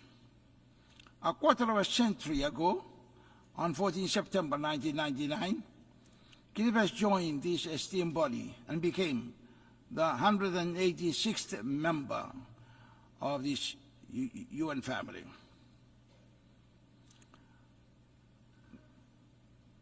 Believing that the challenges we face as a small island nation are inextricably linked to the fate of the global community. As we celebrate this milestone, we honor the path that we have walked with our global partners, and we reaffirm our commitment to the core principles of the United Nations: peace, justice, human rights, responsibility, and respect, and sustainable development. Mr. President, the theme for us now, leaving no one behind and acting together for the advancement of peace, sustainable development, and human dignity for present and future generations, cannot be more relevant and timely as global conflicts escalate, causing widespread destruction, displacing people, and leaving millions neglected and marginalized. The theme reminds us that despite the ongoing crisis, we must stand firmly together as responsible leaders and representatives of the 193 member nations of this greatest multinational organization, and recommit ourselves to do together whatever is necessary to get the world back on the path of peace, progress, and prosperity. Mr. President, what we witness in the world today and for the past 29 years suggests that the Founding Fathers' inspiration for lasting peace is far from being realized. The theme is therefore a timely reminder not to lose hope over the heartbreaking scenes before us, but to re-energize our unity, solidarity, and collective determination to overcome the forces that stand against multilateralism that our United Nations family embodies. This is why Kiribati reaffirms the critical importance of reinvigorating multilateralism. The United Nations must remain the central platform for collective and global action, as no single nation can address the complexities of today's challenges on its own, be it pandemics, terrorism, conflict, human trafficking, climate change, to name a few. Mr. President, it cannot be disputed that the UN that was created in 1945 by 51 founding members to restore and maintain world peace and security out of the ash and devastation of World War II, has now become the largest international organization on earth that deals with all aspects of human livelihood and well-being to such an extent that its core function of maintaining world peace and improving living standards has been greatly thwarted. This is further exacerbated by the lack of unity and solidarity among member states, coupled with the persistent lack of respect for the UN Charter and for the rights and sovereignty of nations under the Charter. The apparent lack of unity and solidarity within the membership of this family is very much evident in the inability of members to stand united on issues of common concern, the increasing polarization of global issues, and the proliferation of exclusive groupings which tend to breed more disunity and distrust among members.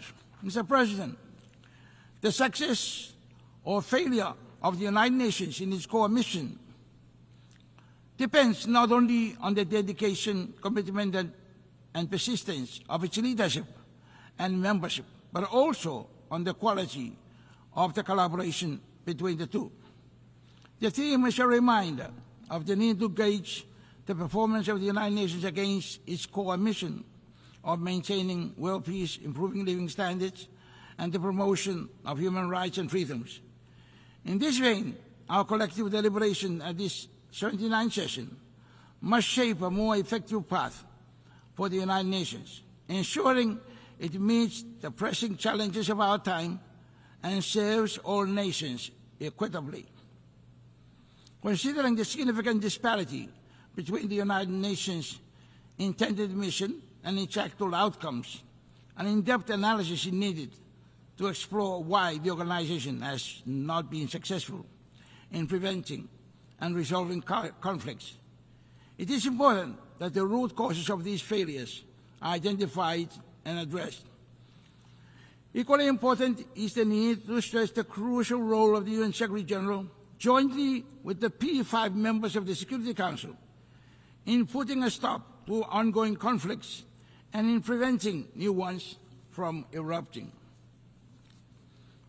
On the Security Council reform, Mr. President, in order to make the United Nations fit to deal effectively with new and complex challenges confronting humanity at this time, Kiribati supports the call for an overdue reform of the Security Council to ensure that it reflects the realities of today's world. We believe that permanent membership of the Council should be expanded to be more inclusive and representative, including allowing seats for small island developing states and the other vulnerable countries, so as to ensure that the perspectives and needs of the most vulnerable nations are heard and addressed. Mr. President, my country firmly believes that members' respect for the UN Charter and for each other's right and sovereignty is key to the peace of the world and to the efficient and effective functioning of the United Nations multilateralism.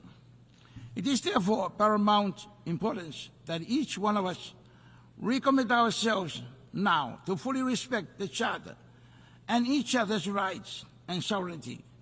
Of equal importance is a renewal of faith and trust in each other as members of this United Nations family. On peacekeeping and international security, Mr. President, peacekeeping remains a cornerstone of international cooperation for maintaining global security and stability. Kiribati is grateful to have contributed to this effort by deploying police personnel to support the United Nations peacekeeping mission in South Sudan. Kiribati remains steadfast in its belief that global peace can only be achieved through collective action, and we will continue to play our part in this regard. Mr. President, Kiribati firmly believes that a country without peace as is now seen in the case of countries that are currently devastated by wars and conflicts, cannot undertake any meaningful development while their people are deprived of enjoying a normal way of life and forced to live in refugee camps or as homeless people surviving through charity and humanitarian donations. People living in such dire conditions have no way of becoming economically productive in order to feel a sense of human pride and dignity, and cannot voluntarily free themselves out of such a predicament until the conflict has been resolved, peace restored, and life is back to normal. In other words, development and human dignity are not achievable without peace. Peace must be achieved first. On the Treaty on the Prohibition of Nuclear Weapons, Mr. President, Kiriba's unwavering commitment to global peace is deeply rooted in the tragic history with nuclear weapons. As a nation that has witnessed harsh and destructive, long-lasting consequences of nuclear testing, Kiribati remains steadfast in our support for the Treaty on the Prohibition of Nuclear Weapons, a landmark agreement that represents a collective effort to eliminate the threat of nuclear weapons from our world through complete nuclear disarmament. And we stand in solidarity with the other states in advocating for a world free of nuclear weapons. Mr. President, Kiribati recently launched its first ever foreign policy during its 45th National Day celebration on 12 July this year. This landmark document principally seeks to enhance the policy objectives that the core pillars of Kiribati's vision for 20 years. It captures the way forward on how we seek to engage effectively and strategically with our partners in areas of shared and mutual interest. And it seeks to develop our nation and people, while at the same time protecting our right to self-determination over our huge ocean and airspace territory.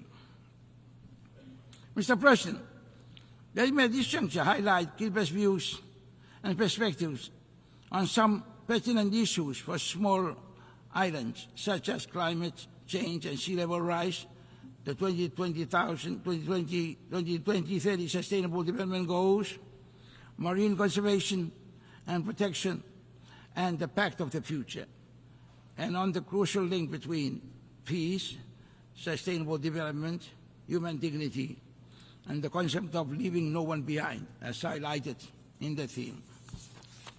Mr. President, Kiribati's designation as a least developed country reflects not only our economic challenges, but also our acute vulnerability to climate change. Kiribati's geographical isolation from world major markets, coupled with the volatility of global commodity prices and the increasing frequency of extreme weather patterns, exacerbates our development challenges. The high cost of imports, limited export opportunities, and reliance on fluctuating external markets further strain our efforts to achieve sustainable growth and development. Our graduation status from the LDC category, which had been deferred to a later date, remains at the back of our minds and what it would mean for us in the future, given these unprecedented challenges.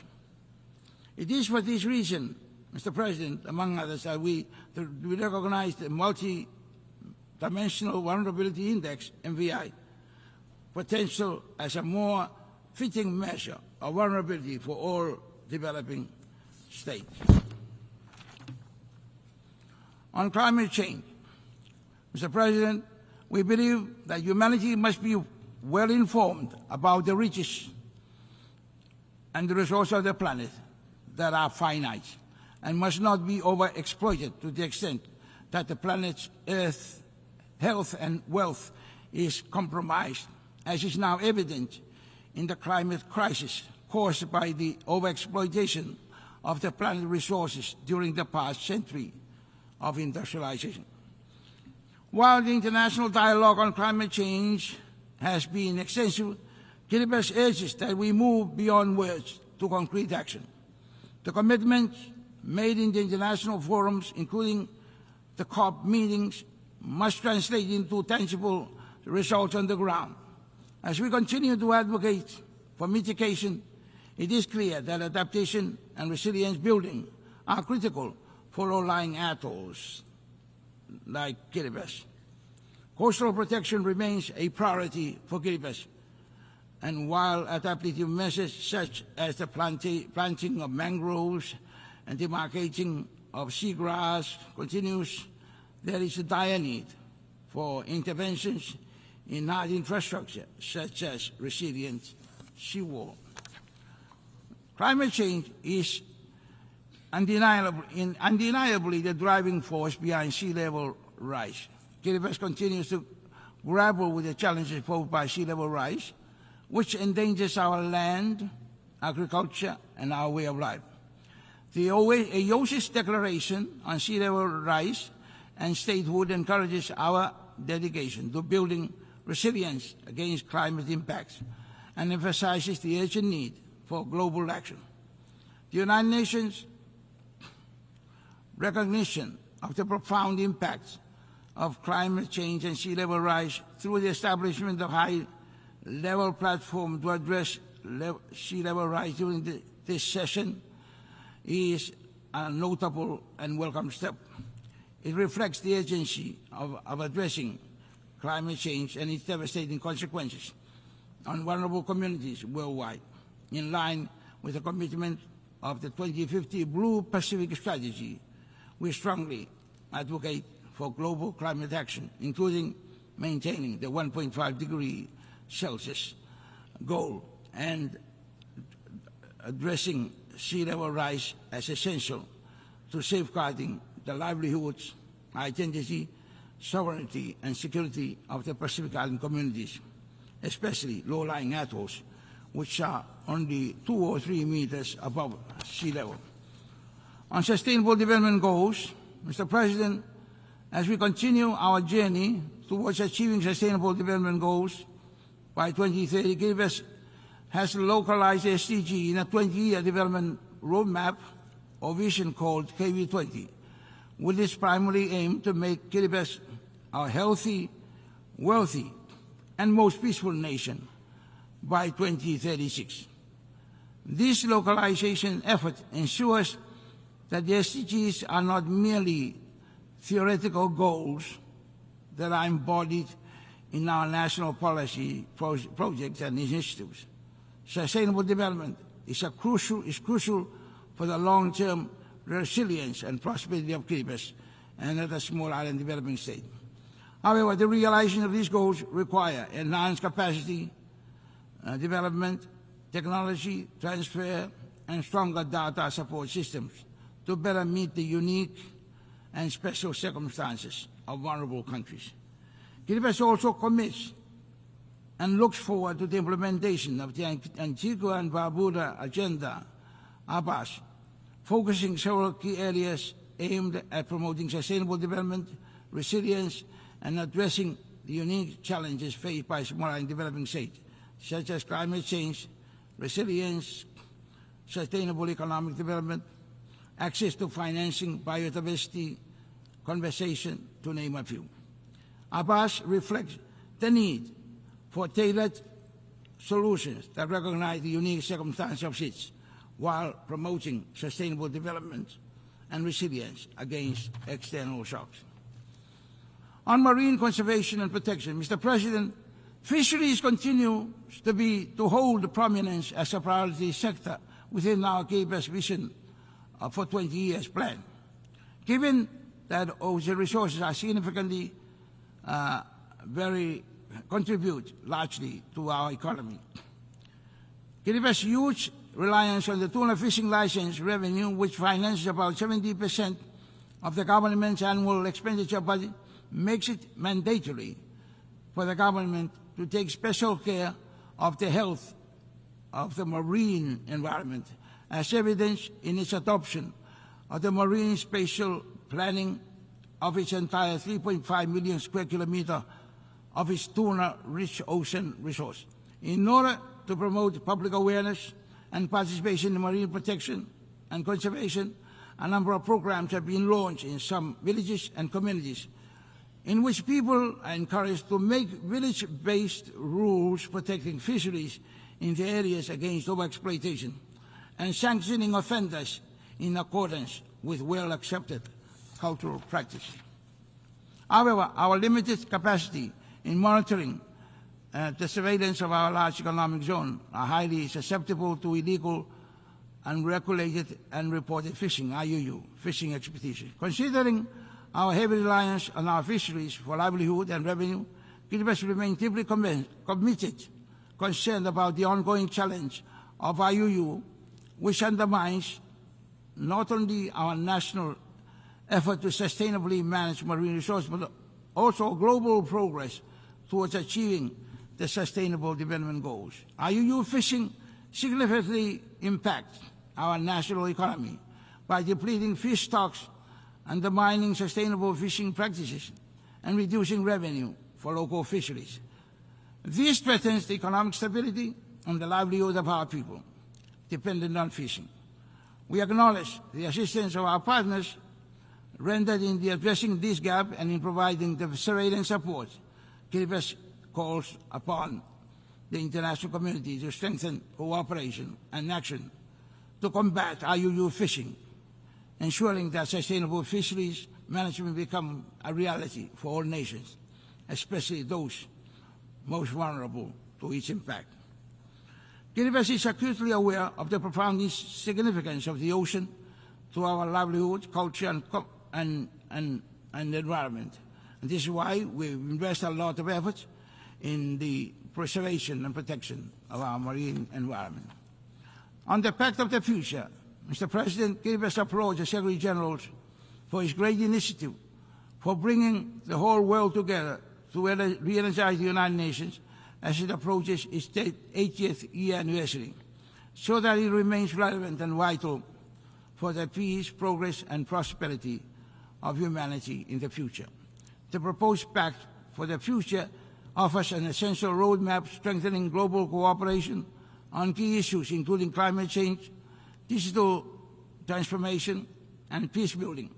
We fully support the development of the Global Digital Compact, which will help bridge the digital divide and ensure that small island developing states like Kiribati are not left behind in the digital age. It is vital that the international community takes bold steps to strengthen global governance mechanisms, fostering inclusive multilateralism that benefits all countries, particularly the most vulnerable. We believe that the success of these initiatives will be key to achieving sustainable development, peace, and security for future generations. Mr. President, as I conclude, I express our hope for the future. Kiribati family believes that together we can unite in action and commitment, ensuring that no country is left behind in our pursuit of a more sustainable and in a world where peace, sustainable development, and human dignity are advanced for the present and future generations. Let us make the 79th session a time to renew our unity, solidarity, and togetherness for the advancement of peace, sustainable development, and human dignity for present and future generations. We believe that together we can make it, and together we can do it. Thank you.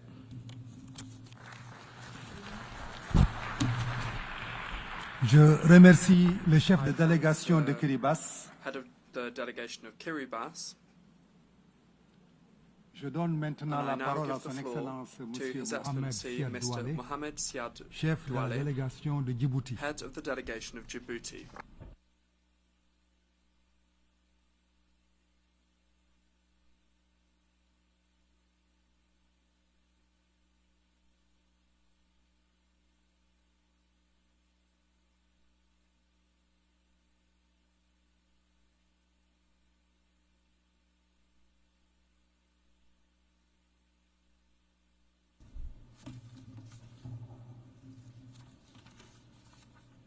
Monsieur le Président, je souhaiterais de prime abord féliciter très chaleureusement Son Excellence M. Philemon Yang, Président de l'Assemblée Générale pour la 79e session, et l'assurer du plein soutien de la République de Djibouti dans l'exécution de son mandat. Le thème que vous avez choisi pour cette session, l'unité dans la diversité pour l'avancement de la paix, du développement durable et de la dignité humaine partout et pour tous, résume et révèle ce que réclament de millions d'êtres humains de par le monde. Un monde moins inégal, plus solidaire, pacifié et prospère. Un monde où l'unité ne se confond pas avec la négation des particularités et où la reconnaissance d'un destin commun mobilise l'énergie de tous et de toutes pour bâtir un avenir commun. Nous réitérons notre gratitude à votre prédécesseur, M. Denis Francis, pour l'immense travail accompli. Monsieur le Président, le monde traverse une période périlleuse caractérisée par les désordres et l'incertitude. La crise est observable à plusieurs niveaux. Les conflits prolifèrent et se font de plus en plus violents. Les conflits en Ukraine et à Gaza continuent à faire rage sans que nous nous convenions de conditions pour la conclusion d'un accord de cessez-le-feu. Le terrorisme progresse dans plusieurs parties du monde, y compris sur le continent africain, où la métastase qu'il connaît constitue une source de préoccupation pour nous. Le déficit de financement annuel des ODD se creuse dangereusement chaque jour davantage et de nombreux pays font face à une situation financière difficile, aggravée par la multiplicité des chocs exogènes et le fardeau de la dette. La crise de confiance entre les États membres affecte le système multilatéral et mine sa crédibilité. Le risque de fragmentation géoéconomique et les guerres commerciales constituent un ensemble de facteurs qui impactent négativement la croissance économique mondiale, génèrent un chaos dans lequel se perdent les intérêts et la voie des pays en voie de développement. Le diagnostic, nous l'avons déjà posé depuis nos débats qui remontent à la célébration du 75e anniversaire des Nations Unies. Nous ne reviendrons donc pas.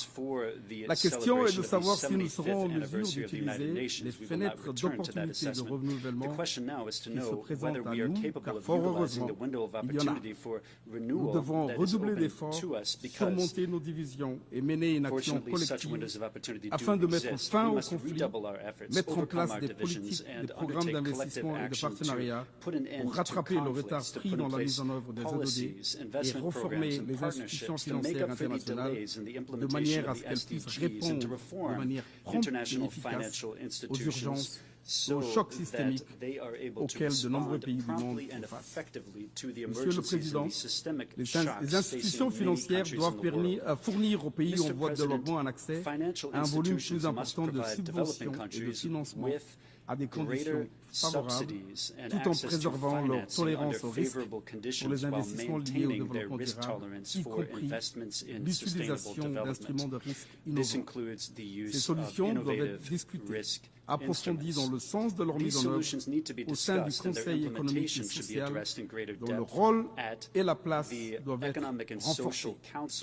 L'ONU, comme le stipule la Charte, doit jouer un rôle important dans le travail de coordination économique mondiale, car c'est l'organisation la plus démocratique. L'ECOSOC doit continuer à jouer un rôle de premier plan dans l'identification des défis émergents, la promotion de l'innovation et la réalisation d'une intégration économique, sociale et environnementale du développement durable. Nous saisissons cette opportunité pour exprimer notre profonde gratitude aux États membres des Nations Unies pour la confiance qu'ils ont témoignée envers mon pays, en l'élisant en juin dernier comme pays membre de l'ECOSOC pour la période 2025-2027. Vous pourrez compter sur cette délégation pour défendre ces domaines prioritaires au sein de l'ECOSOC au cours de son mandat. Monsieur le Président, à l'instar de nombreux États en développement, Djibouti se trouve confronté à des défis majeurs induits par le changement climatique, notamment l'augmentation des températures, la raréfaction de ressources hydriques et l'élévation du niveau de la mer. Face à ces menaces persistantes, Le gouvernement djiboutien a mis en œuvre une série de mesures ambitieuses et multidimensionnelles visant à atténuer les effets du changement climatique et à renforcer la résilience du pays. La COP29 offre une autre fenêtre de renouvellement pour la communauté internationale pour éviter que le retard pris dans les engagements en matière de changement climatique ne soit irrattrapable. Elle constitue une opportunité vitale afin d'ériger l'adaptation en priorité absolue et mobiliser les ressources adéquates. La promesse de versement de 100 milliards de dollars par an n'a pas été tenue. Il est urgent de rétablir la confiance en procédant au versement rapide des milliards de dollars nécessaires. Il faut tout mettre en œuvre pour mettre les mesures d'adaptation nécessaires et une transition équitable vers les énergies renouvelables dans les pays à faible revenu. Il faut de toute urgence opérationnaliser le fonds pour les pertes et les dommages qui est créé pour aider les pays et les personnes qui pâtissent des effets inévitables du changement et mobiliser davantage de ressources. Countries and people suffering from the inevitable effects of climate change, and there's a need to mobilize additional resources. This is a question that affects the rights of billions of people. It impedes development and poses an existential threat. We welcome the adoption of the Pact of the Future and its annexes, the Global Compact and the Declaration on Future Generations. We live in an era of disruptive technological advances and complex challenges. Djibouti is grateful to the United States for having spearheaded the effort that led to the unanimous adoption by the General Assembly of the first ever resolution on artificial intelligence to promote safe, secure, and trustworthy artificial intelligence systems for sustainable development. We in Djibouti are convinced that preparing for the future requires optimizing our country's human capital as the most sustainable key to economic growth. Like many other African countries, Djibouti's population is young. Its population is a tremendous asset and a huge competitive advantage if it is harnessed through investment in skills development and new technologies to promote quality job and workforce competitiveness. We have the ambition to vigorously pursue education systems focused on accessing advanced technological skills. Monsieur le Président, Djibouti se félicite des progrès accomplis par la Somalie dans ses efforts de stabilisation du pays, ainsi que l'approche holistique développée par le gouvernement du président Hassan Sheikh Mohammed pour approfondir la paix. Nous saluons les efforts du Conseil de paix et de sécurité afin d'élaborer une évaluation stratégique conjointe de la situation en Somalie et d'un projet de concept général d'opération. Il nous faut intensifier les discussions afin de convenir de la meilleure option de financement de la mission. Le mandat confié à la future mission post-ATMIS est un mandat robuste. La menace sécuritaire par les attaques terroristes de Al-Shabaab constitue un obstacle majeur à nos efforts conjoints et doit être éliminé le plus rapidement possible. Il faut garantir à la future mission les ressources adéquates et les équipements nécessaires, y compris les multiplicateurs de force. Nous devons soutenir sans réserve les efforts du gouvernement somalien à se repositionner comme un acteur clé dans la région. Son mandat au Conseil de sécurité, qui débutera en janvier prochain, lui servira assurément de plateforme pour partager les leçons apprises et l'expérience acquise durant cette décennie de conflit. Djibouti demeure préoccupé par les attaques perpétrées par les Houthis contre les navires marchands et les navires de commerce. Elles perturbent de manière inquiétante les trafics maritimes et les flux commerciaux. La crise a déjà causé une augmentation exponentielle de coûts de transport maritime qui se reflète dans l'indice de prix des biens de consommation. Si la situation se prolonge, l'impact sur l'économie djiboutienne ainsi que les conséquences environnementales de ces attaques répétées seraient dévastateurs. Nous appelons à l'identification de solutions qui apaisent les tensions régionales, qui contribuent à la détérioration de la situation en mer Rouge et à l'identification des efforts diplomatiques en vue de trouver une issue favorable au processus de paix au Yémen sous les auspices de l'ONU. Mr. President, we are profoundly alarmed by the continued deterioration of the situation in the Middle East and Gaza and the West Bank in particular. The violence continues unabated. We are profoundly saddened by the continuous loss of lives, in particular children in Gaza, the collective punishment of the Palestinian people, the indiscriminate and continued bombings, and the unlawful occupation in the form of a total siege. The attack on Lebanon has accelerated the regional conflagration we all fear. We express hope that the parties would agree to the 21-day ceasefire called for by the US and France. We must avoid at all costs an all-out war. We welcome the resolution recently adopted at the General Assembly 10th Emergency Special Session by an overwhelming majority. The solution demanded by the Security Council, the General Assembly, the Arab Peace Initiative, and by all the 140 states that already recognize the state of Palestine is a two-state solution. It is the only solution that can lead to lasting peace and security. And this is the very solution that has been blocked by Israel's defiant insisting on maintaining its occupation of Palestinian territory in perpetuity. Mr. President, we are troubled by the continued deterioration of the situation in Sudan, the third largest African country and a founding member of IGAD.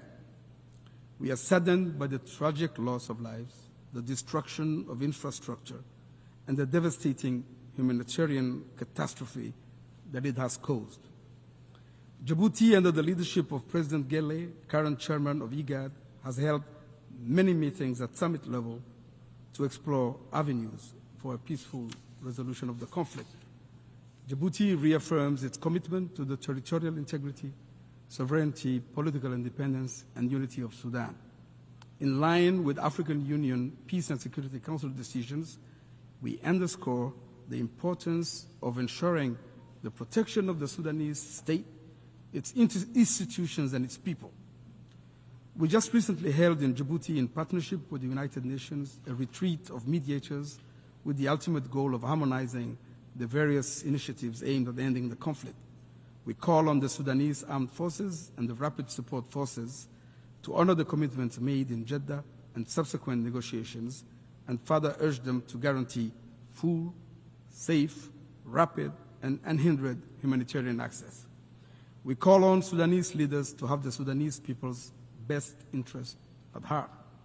We call on all external actors concerned by the conflict in Sudan and in a position to do so, to use their influence and bring constructive pressure to bear on the parties so that they commit to a mediation format with the ultimate objective of achieving a negotiated settlement of the conflict. We need to act determinedly and in unison. We must not give up on the prospect of peace in the Sudan. Mr. President, Djibouti stands ready to complete the normalization process with our neighbor Eritrea, and we stand ready to find a negotiated settlement to the conflict on the basis of international law, including the unresolved border dispute and other outstanding issues.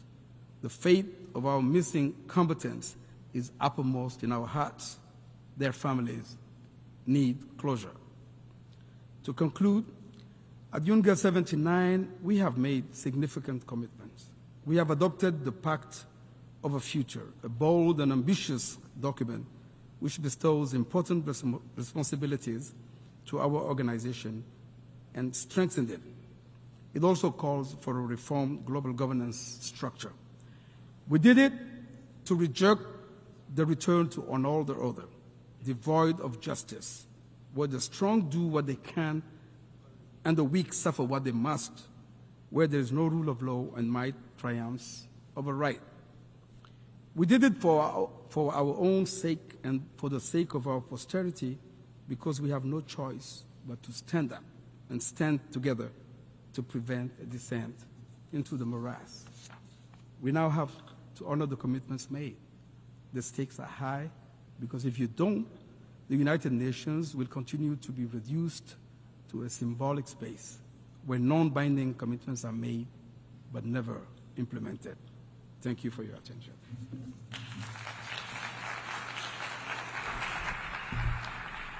Je remercie le chef de la délégation de Djibouti.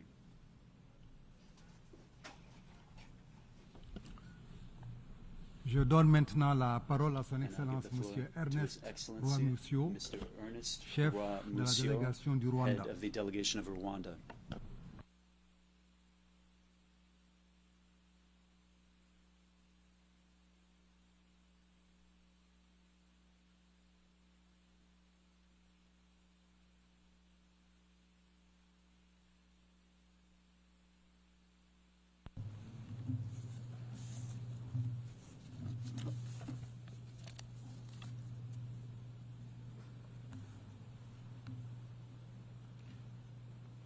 Excellencies, heads of delegations, ladies and gentlemen, at the outset, I would like to congratulate Ambassador Philemon Yang on assuming the presidency of the 79th UN General Assembly and assure him of Rwanda's full support.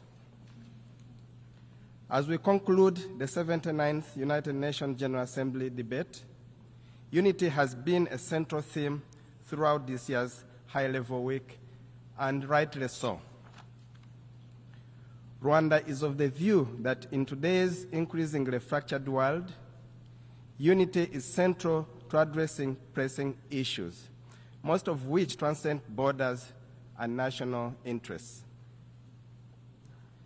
Contemporary challenges require ambitious and coordinated action that paves the way for equal access to opportunity, ensures sustainable development, and contributes to global peace and security. As we approach the second half of this decade, solidarity is key to achieving targets under Agenda 2030 and the Sustainable Development Goals. Rwanda strongly endorses the UN Secretary General's stimulus package as a timely and necessary intervention to address the pressing challenges facing the global economy and the most vulnerable populations. The package represents a crucial step towards creating a more equitable and resilient global financial system, particularly as developing nations continue to grapple with the impacts of climate change and widening inequality. For too long, African countries and other marginalized regions have borne the brunt of global economic shocks without sufficient support from the international community. This stimulus package not only acknowledges these disparities, but also seeks to collect them through targeted financial aid, debt relief, and sustainable development initiatives. By addressing structural inequalities and ensuring that resources reach those who need them most, the Secretary General's proposal is a call to action for global solidarity. It will empower nations to rebuild more sustainably with renewed focus on green energy, digital transformation, and poverty eradication. Rwanda believes that now is the time for bold multilateral action, and this package is an essential step towards securing a more just, inclusive, and sustainable future for all. Mr. President, Rwanda commends the efforts by the Secretary General and Member States for convening the Summit of the Future.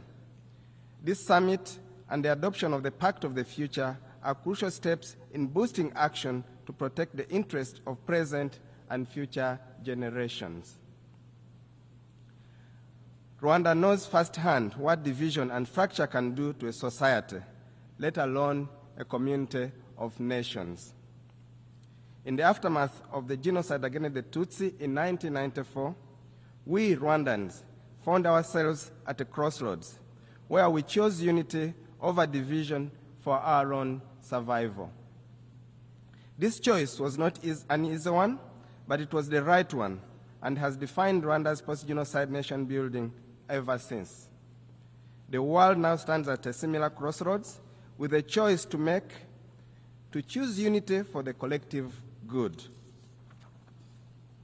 This is what the Kwibuka Frame of Hope monument in memory of the 1994 genocide against the Tutsi, recently built in the gardens of this United Nations building, stands to remind the world. Excellencies, ladies and gentlemen, reports show that Africa is set to be the engine of future global growth in the decades to come. With the world's fastest growing middle class, estimated to encompass 1.1 billion people by 2060, Africa will take the center stage of global affairs. However, this feat cannot be achieved without the adequate tools to both finance the decarbonization of our economies and mitigate the effects of climate change. Building resilient economies in the global south is an urgent priority, which goes hand in hand with increased solidarity from those who are most responsible for carbon pollution. The pay-to-pollute model is not a viable option. Solidarity and investment are. Consequently, advanced economies should reduce their emissions faster and invest more in African autonomous transition. In a few weeks, the world will gather in Baku, Azerbaijan, for COP29. The international community should seize this opportunity to pledge more green investments in Africa. Additionally, Rwanda encourages nations to join hands and conclude an ambitious global plastics treaty based on a comprehensive approach that addresses the full life cycle of plastics at the upcoming INSC5 in Busan. We have a historic opportunity to demonstrate our collective resolve to end plastic pollution for the benefit of current and future generations. Rwanda stands ready to play a positive role in that direction. Excellencies, esteemed delegates, the year 2024 marks 2 decades since Rwanda's first deployment of troops under the United Nations peacekeeping banner. Today, Rwanda is among the top contributors with deployment in missions across Africa. And yet, insecurity in our region has reached unprecedented levels.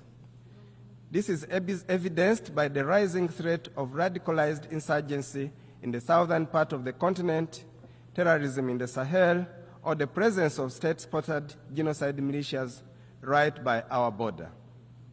Mr. President, no more than ever, cosmetic fixes must be avoided in favor of long-term solutions addressing the root cause of these conflicts. Security is not only achieved by silencing the guns. It is also achieved by building a fit-for-purpose global governance system capable of quickly adapting to crises. Reform of multilateral financial institutions is complementary to the reform of the United Nations Security Council, as both are crucial for creating a more equitable and effective global governance system. The financial institutions which shape global economic policies and the UN Security Council, which ensures peace and security, must evolve to better address the diverse needs of today's world. Without reform, these bodies risk perpetuating inequalities, particularly for Africa, which has historically been underrepresented in decision-making processes.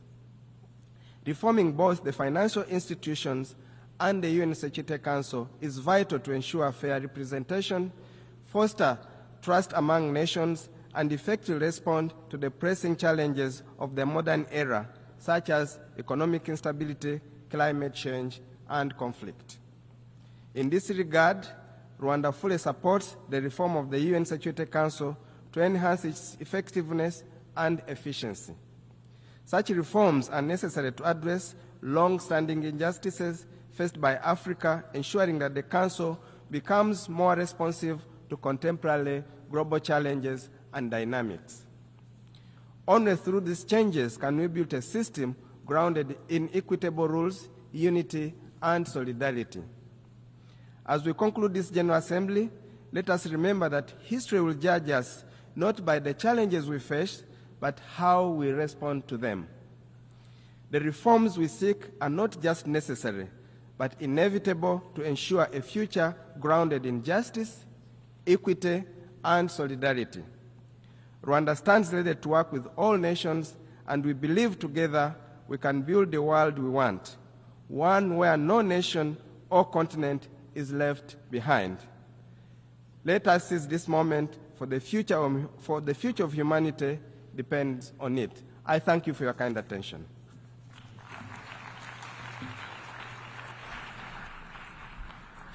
Je remercie le chef de la délégation du Rwanda.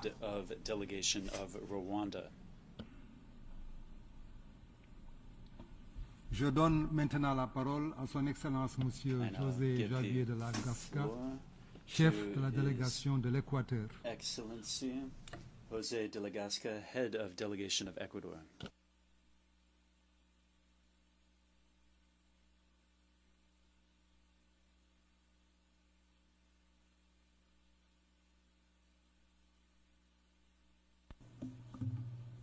Señor presidente de la Asamblea General, distinguidos representantes, comienzo por ofrecer el saludo del presidente de la República del Ecuador, Daniel Noboa Singh, líder de un gobierno joven, quien ha tenido la entereza de romper los patrones que impedían concretar los cambios que reclama su generación, que reclama mi país.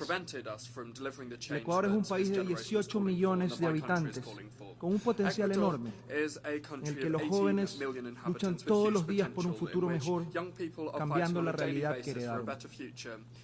Ellos creyeron en el proyecto transformador que planteó el presidente Noboa y hoy ven un país de oportunidades y progreso que se fundamenta en el respeto de los derechos humanos, en el que existe un compromiso firme para desterrar la corrupción y la impunidad. Señor presidente, señoras y señores, a pesar de que pareciera que las crisis globales y multidimensionales nos superan, el derecho internacional y los propósitos y principios de la Carta de las Naciones Unidas deben continuar siendo nuestra brújula. Por ello, hoy reafirmo el compromiso del Ecuador con el multilateralismo, la paz y el desarrollo sostenible, el arreglo pacífico de los conflictos, el respeto a las libertades individuales y los derechos humanos.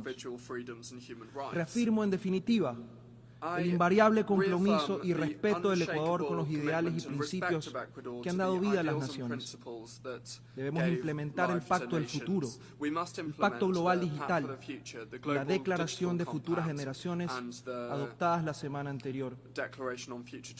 Esto ayudará a que la ONU deje de ser una foto tomada hace 79 años y refleje mejor la realidad del mundo contemporáneo. El Ecuador acoge toda iniciativa que procure la prosperidad inclusiva y la democracia, sabiendo que su sostenibilidad se encuentra estrechamente ligada con la paz de una nación, porque existe un vínculo indisoluble entre paz y desarrollo, entre desarrollo y paz. Por ello, el Ecuador trabaja por los objetivos de desarrollo sostenible y ha evidenciado que el tan anhelado objetivo 16, paz, justicia e instituciones sólidas, genera sinergias y se entrelazan 125 de las 169 metas de la Agenda 2030. Debemos entenderlo. Cuando fortalecemos la democracia y la institucionalidad, combatimos la violencia en todas sus manifestaciones. Al atacar la corrupción, logramos mayor justicia y paz para los ciudadanos. Generamos un impacto en la reactivación de la economía y en el empleo de calidad, en la reducción de la pobreza, el hambre y la malnutrición. Señor presidente, construir un futuro de mayor prosperidad y paz requiere combatir el crimen organizado transnacional y el narcotráfico, que socavan la institucionalidad y corroen el tejido social de nuestras democracias. En diciembre del 2023, el presidente Noboa, en el marco de la presidencia ecuatoriana del Consejo de Seguridad, alertó a sus miembros sobre la ola de delincuencia organizada transnacional y narcoterrorista que amenaza el Estado de Derecho, el control estatal y la seguridad fronteriza. Frente a este desafío, el Gobierno Nacional de mi país ha adoptado decisiones responsables y lidera una lucha sin tregua que gobiernos pasados evadieron. Empero, las acciones nacionales no son suficientes ante la amenaza de la delincuencia organizada transnacional, que cuenta con recursos que exceden ampliamente los que se utilizan para combatirla. Solo profundizando esfuerzos y trabajando de manera coordinada y eficaz con la comunidad internacional, podremos derrotarla. Como miembro electo del Consejo de Seguridad, el Ecuador ha demostrado su compromiso con la paz y la seguridad internacional. Hemos estado a la altura de este desafío histórico que nos ha impuesto actuar con responsabilidad y conciencia ante tensiones geopolíticas entre las grandes potencias que limitan el cumplimiento de la responsabilidad colectiva de actuar en situaciones de conflicto que tienen en vilo a la humanidad. En el caso de Ucrania, somos corredactores del expediente humanitario y sobre la situación de Palestina hemos votado a favor de todas las resoluciones adoptadas por el Consejo de Seguridad a fin de detener las hostilidades, liberar a los rehenes, permitir un flujo adecuado de ayuda humanitaria y abogar por el respeto del derecho internacional humanitario. En mi región, lideramos la autorización del Consejo de Seguridad para el despliegue de la misión multinacional de apoyo a la seguridad para Haití, adoptada en la resolución 2699 en octubre del 2023 y que hoy acaba de ser renovada hasta el 2025 hace pocos minutos. El papel de CARICOM ha sido clave en el apoyo brindado a Kenia como líder de la MSS. Este primer paso debe contribuir a que la hermana República de Haití encuentre su propio camino hacia la paz. Señor Presidente, Excelencias, colegas, hasta el fin de nuestro mandato seguiremos honrando el compromiso asumido ante esta Asamblea que nos eligió con 190 votos para promover el fortalecimiento y el mantenimiento de la paz, el respeto a la Carta de las Naciones Unidas, priorizando el arreglo pacífico de las controversias, la diplomacia y el diálogo, la protección de civiles como la mejor manera de honrar el 75º aniversario de los convenios de Ginebra, la lucha contra la delincuencia organizada transnacional y el terrorismo, la no proliferación, la lucha contra el tráfico ilícito de armas y la agenda de paz, de mujer, paz y seguridad para transitar hacia la eliminación de obstáculos que impiden a la mujer participar y tomar decisiones en todo ciclo de prevención, construcción y mantenimiento de la paz sostenible.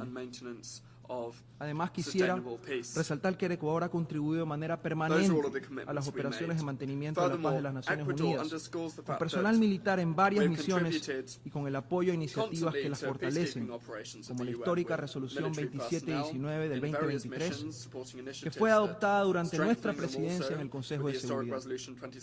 Esta resolución abre el camino para una financiación sostenible de misiones solicitadas por el Consejo de Paz y Seguridad de la Unión Africana. Esto me lleva a otro de los retos que enfrentamos en América Latina, el imperativo de preservar el Estado de Derecho y el respeto a la voluntad de los pueblos. La escalada de tensiones en Venezuela, las sistemáticas violaciones de los derechos humanos, la persecución a líderes políticos y la diaria represión violenta de un gobierno totalitario contra sus ciudadanos que reclaman su derecho a que se respete la voluntad popular expresada en las urnas, presagian una amenaza directa a la estabilidad regional, con posibles repercusiones para la paz y la seguridad internacionales. La crítica situación humanitaria, económica, política y de derechos humanos y de seguridad en Venezuela ha provocado la salida de 7.7 millones de venezolanos en busca de mejores oportunidades.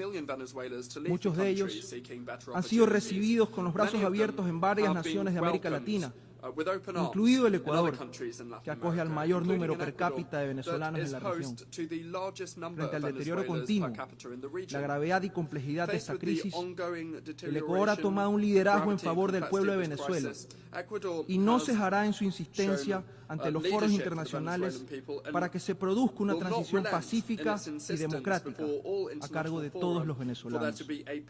La comunidad internacional debe dar una respuesta clara y oportuna en este camino. Señor Presidente, la migración es uno de los retos más complejos y urgentes que aqueja al mundo. Detrás de la migración irregular operan redes de trata de personas y de tráfico ilícito de migrantes que ponen en riesgo la integridad y la vida de millones de personas en la que menores no acompañados y mujeres son los más vulnerables. Esto es intolerable y su combate requiere acciones conjuntas y coordinadas con un enfoque integral. El Ecuador experimenta todas las dimensiones de la migración. Somos país de origen, de destino, de tránsito, de retorno e incluso de refugio. Por ello, abogamos por una migración segura, ordenada y regular en todos los ámbitos de la movilidad humana, lo que requiere el respaldo decidido de la comunidad internacional, que debe tener claro que esto se logra sin criminalizarla. La comunidad internacional también debe encarar unida los devastadores efectos del cambio climático. El Ecuador sufre hoy la peor sequía de las últimas décadas. Esto evidencia la importancia de cuidar nuestros ecosistemas e invertir en infraestructura para enfrentarla. Como país megadiverso, con ecosistemas únicos y frágiles, como la Amazonía, los Andes y las Islas Galápagos, estamos comprometidos con la conservación de la biodiversidad. Estamos actualizando la Estrategia Nacional de Biodiversidad y hemos puesto en marcha una política de transición ecológica que preserve nuestro patrimonio natural. Estos esfuerzos requieren de una mayor corresponsabilidad de la comunidad internacional, particularmente en materia de financiación, transferencia de tecnología, construcción de capacidades e investigación científica, que en la actualidad no son suficientes ni adecuadas. El Acuerdo de París y el principio de responsabilidades comunes, pero diferenciadas, no puede ser menoscabado. Deben ser fortalecidos. El Ecuador también respalda las iniciativas en materia de protección, conservación y uso sostenible del océano, como debe ser la pronta entrada en vigor del Acuerdo sobre la Convención y uso sostenible de la biodiversidad marina más allá de la jurisdicción nacional, y la celebración de la tercera Conferencia de las Naciones Unidas sobre los océanos en 2025. Nuestro compromiso se ve reflejado, además, en los esfuerzos que imprime la presidencia ecuatoriana del comité encargado para elaborar un instrumento jurídicamente vinculante para eliminar la contaminación por plásticos. Esperamos que este objetivo se concrete pronto y que Galápagos, patrimonio natural de la humanidad, sea la sede de la firma de este instrumento. Señor Presidente, la seguridad, el crimen organizado transnacional y el cambio climático son algunos de los desafíos que enfrentamos como humanidad y que requiere de una mayor utilización de mecanismos globales de cooperación y financiamiento del desarrollo.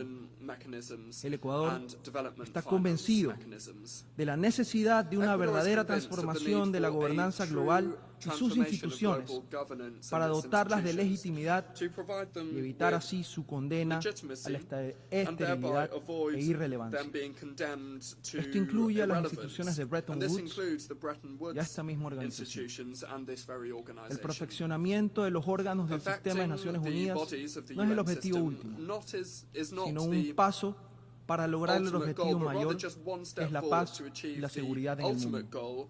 Por tanto, tomando en cuenta la relación entre los órganos principales, para contar con un Consejo de Seguridad más fuerte y efectivo, necesitamos también una Asamblea General más moderna y eficaz. Debemos reafirmar el rol de esta Asamblea General en tanto se da la necesaria reforma del Consejo de Seguridad.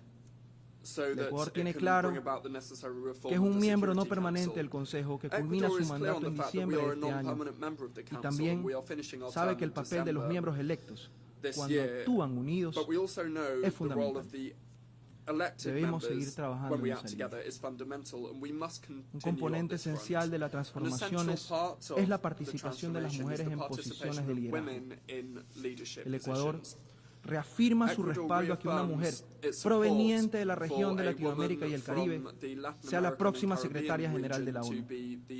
Concluyo recordando que las crisis se superan con decisión política, voluntad y valentía para tomar las decisiones correctas.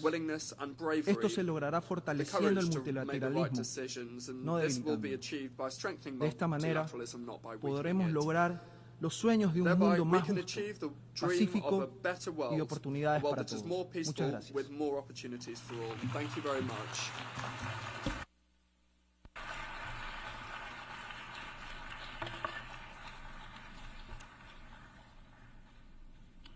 I thank the chair of the delegation of Ecuador.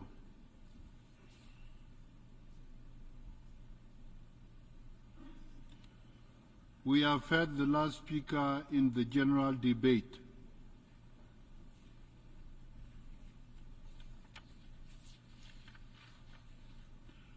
Excellences, Mesdames et Messieurs, Excellencies, alors que nous concluons le débat général, j'exprime ma profonde gratitude à tous les États membres pour leur participation active au débat. Les discussions que nous avons eues cette semaine illustrent le type de coopération multilatérale dont nous avons besoin pour relever les défis auxquels notre monde est confronté. En ce mois de septembre, nous nous sommes réunis pour le débat général dans une période particulièrement agitée.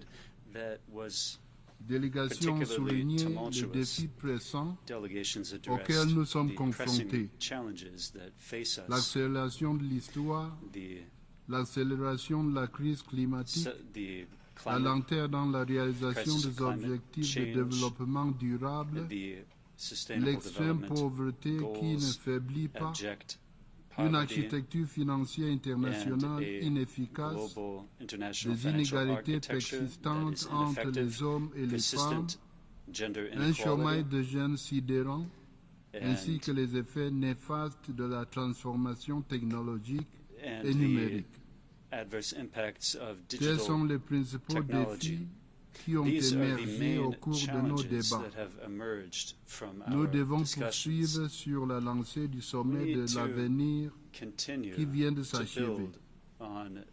Ce sommet a été marqué par l'adoption du pacte pour l'avenir et de ses annexes qui visent à revitaliser notre système multilatéral et la coopération internationale. Le pacte pour l'avenir, le pacte numérique mondial et la déclaration sur les générations futures apparaissent comme une promesse solide afin de propulser nos efforts vers la réalisation de l'agenda 2030 pour le développement durable.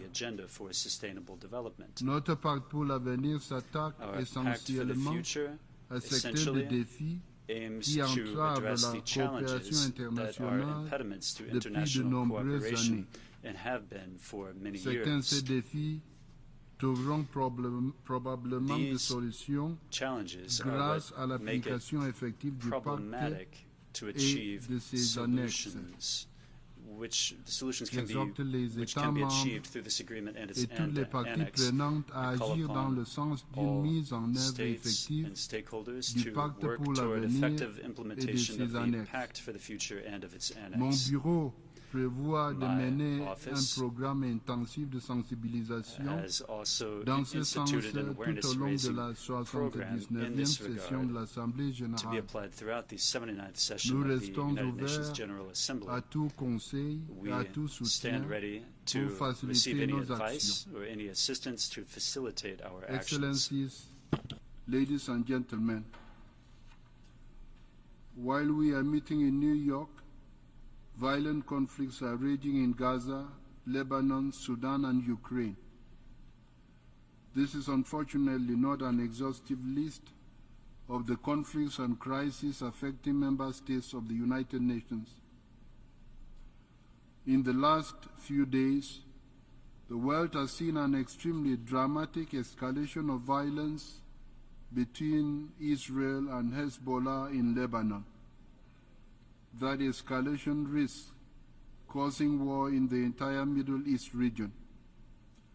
As we speak, peace in the Middle East is hanging delicately on a shoestring. There is pervasive tension and uncertainty in the region. Thousands of people have lost their lives. Many others have been displaced. Infrastructure has been destroyed. This must stop, and it must stop now. The world must not allow an all-out war to happen in this volatile region. we call on all parties, Israel, Hamas, and Hezbollah, to urgently conclude a ceasefire and for all remaining hostages to be freed immediately and unharmed. I also call on all those with influence on the parties to demand an immediate ceasefire and dialogue. I further call on all states supplying weapons to the region to desist from such actions and give peace a chance, for no sustainable peace will be achieved militarily. Negotiations and diplomatic solutions must take precedence over brutal force. The Charter of the United Nations instructs that member states settle their disputes peacefully so as not to endanger international peace and security. As you heard me saying at the opening of the general debate, only a two-state solution based on relevant UN resolutions can guarantee lasting peace and security for both the people of Israel and Palestine, and indeed for the rest of the region.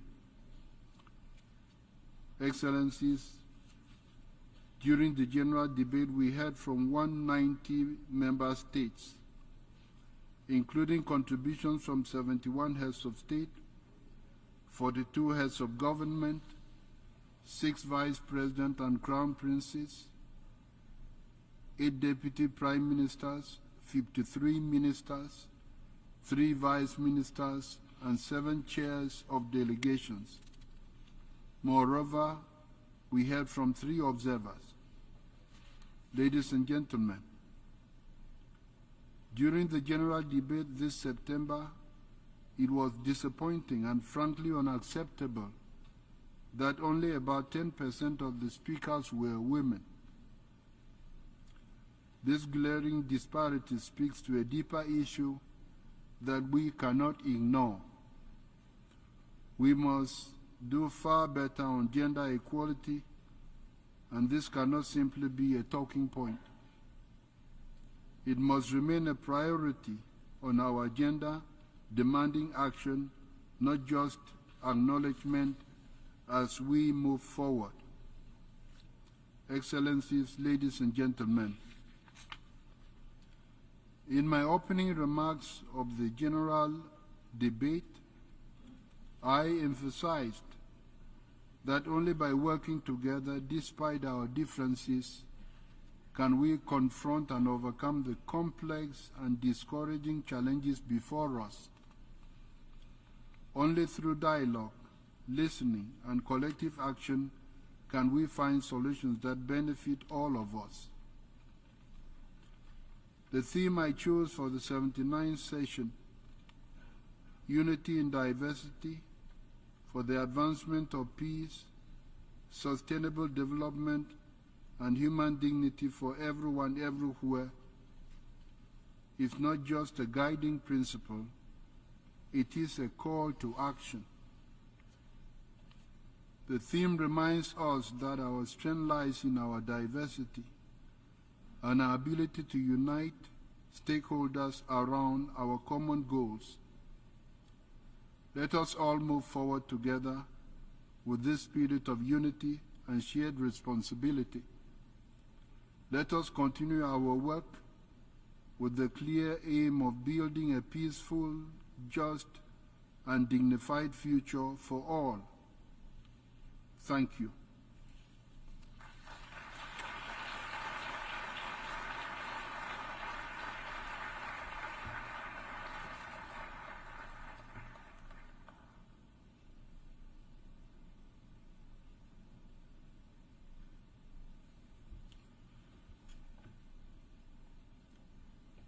The exercise of the right of reply has been requested.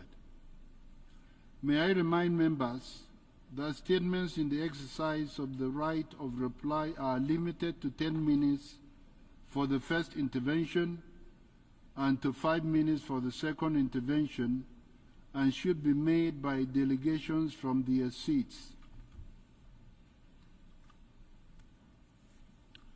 I call on the representative of Egypt.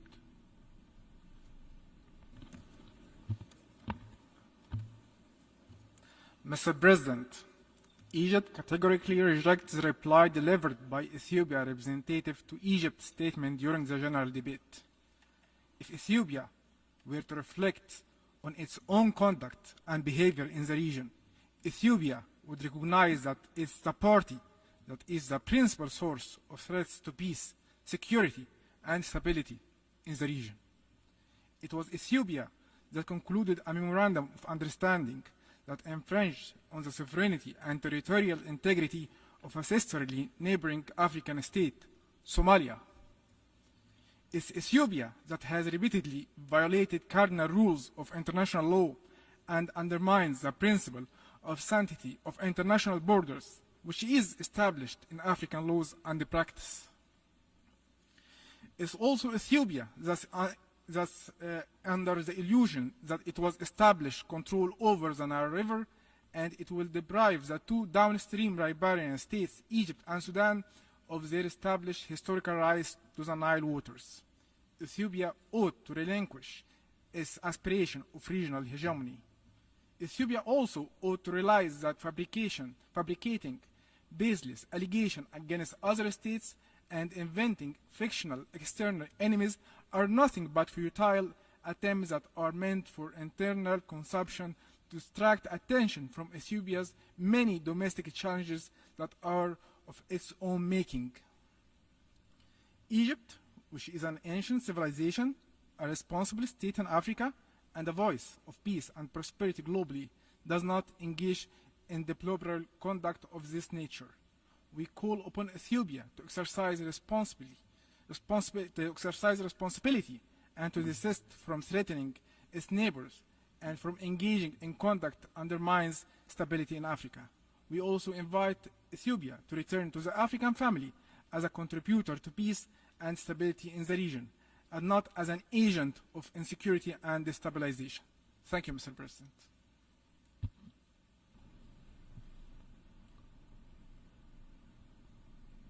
I call on the representative of the Islamic Republic of Iran.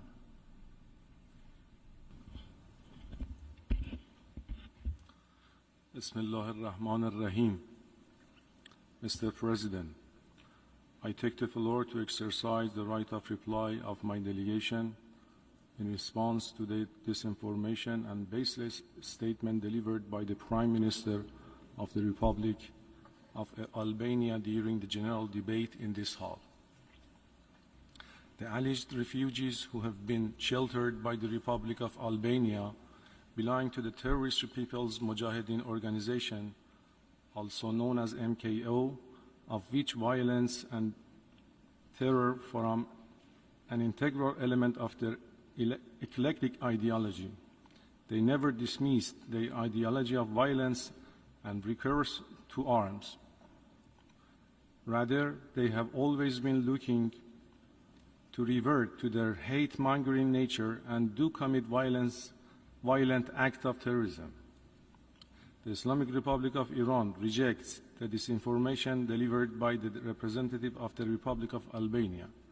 In the meanwhile, it is the obligation of Albania to bring to justice or extradite members of this cult for their role in organizing, supporting, and perpetrating terrorist attacks in Iran.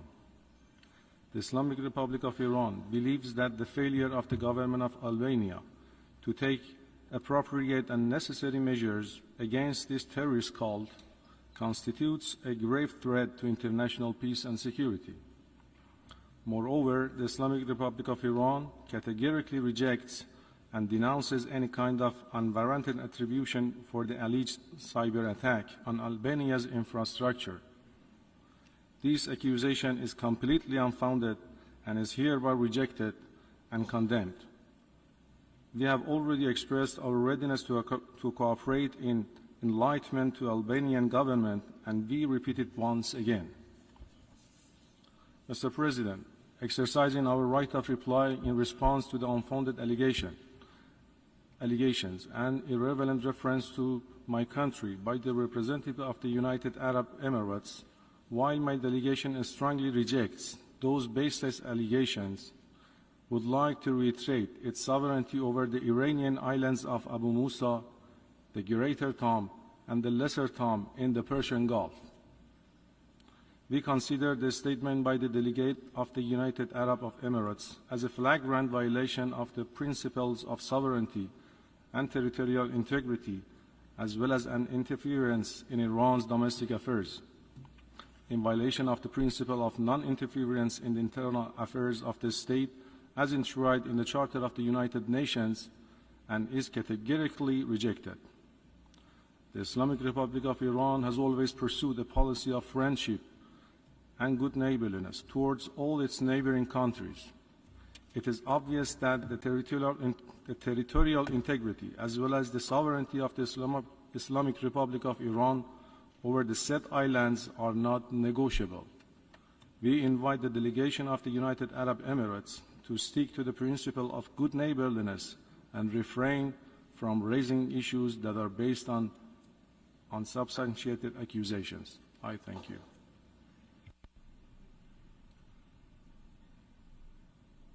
I call on the representative of the Republic of Korea. Thank you, Mr. President. My delegation takes the floor to exercise its right of reply in response to the statement by the DPRK.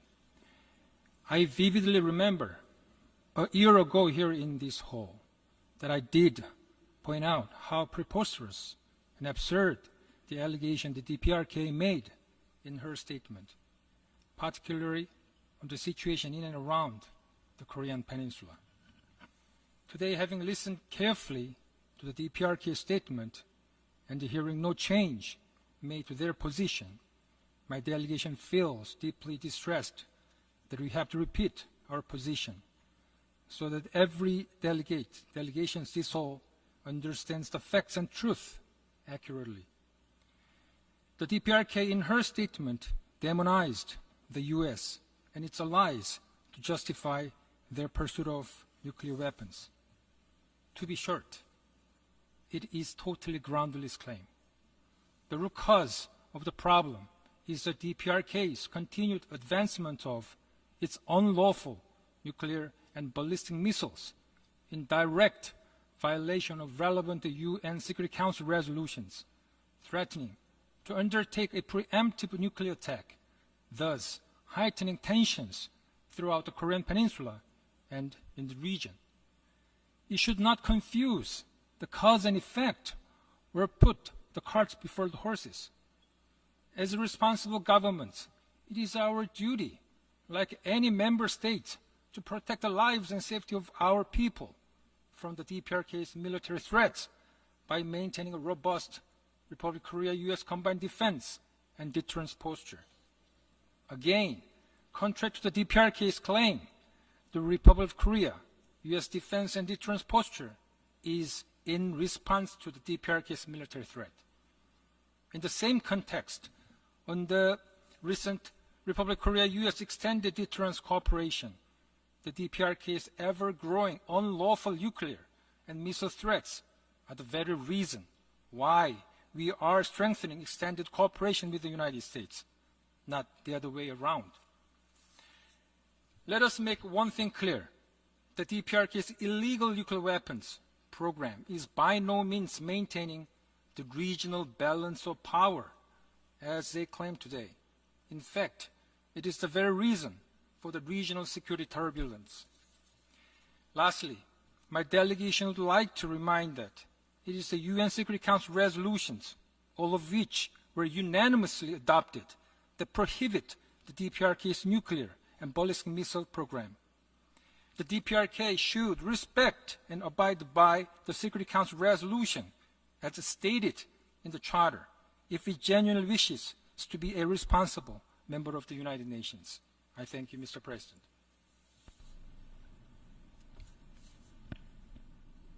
I call on the representative of Morocco. Merci, Monsieur le Président. Thank you, Mr. President. Monsieur le Président, s'il y a un exercice que j'aborde le plus dans cette salle, c'est celui d'user de mon droit de réponse, particulièrement quand il s'agit d'un pays frère, d'un pays voisin. Et comme on ne peut pas changer de voisin, on ne peut pas non plus rester sans réponse à des affirmations et à des contre-vérités. C'est pourquoi j'ai demandé ce droit de réponse pour corriger 3 contre-vérités et faire un commentaire. Son Excellence, le ministre des Affaires étrangères de l'Algérie, a déclaré ce matin que le Sahara doit être décolonisé. Je dois dire que l'Algérie doit se réveiller de son sommeil, de l'ère de la guerre froide, pour se rendre compte que le Sahara marocain est indépendant dans le cadre de son intégration à la mère patrie, le Royaume du Maroc, depuis un demi-siècle. L'Algérie a peut-être oublié, au fin d'oublier, que dans cette même salle, il y a eu une résolution qui a été adoptée en présence de l'Algérie. C'est la résolution 345B. Il y a également presque un demi-siècle qui prend acte de la fin de la colonisation espagnole et du retour du Sahara à la mère patrie. C'est l'accord de Madrid. C'est une évidence, c'est une réalité, et c'est un accord qui est fait conformément au droit international. C'est un accord, et je voudrais là rappeler un fait historique, qui s'est fait, qui en quelque sorte était conforme au discours de feu le président Boumedienne lors du sommet de la Ligue arabe, lorsqu'il a déclaré devant ses pairs, rois, princes et chefs d'État, qu'il cautionnerait, qu'il soutiendrait n'importe quelle formule qui permettrait la décolonisation du Sahara marocain. Eh bien, un an après, le Sahara marocain a été décolonisé. C'est la première contre-vérité. La deuxième contre-vérité, c'est le président, le ministre algérien a déclaré que son pays soutient l'envoyé personnel, soutient les efforts du secrétaire général. Je voudrais lui dire à cet égard que c'est de la poudre aux yeux. Ce n'est pas vrai, monsieur le ministre. Tout simplement parce que, et là le monde doit le savoir, l'envoyé personnel a été nommé il y a 3 ans. Pourquoi il n'y a pas eu une seule réunion ici ou ailleurs? Tout simplement parce que l'Algérie refuse de reprendre sa place autour de la table de négociation. L'Algérie s'oppose à la relance du processus politique. Bien plus, l'Algérie rejette les résolutions qui parlent du processus politique. Monsieur le ministre vient ici ce matin nous dire qu'il soutient le processus politique.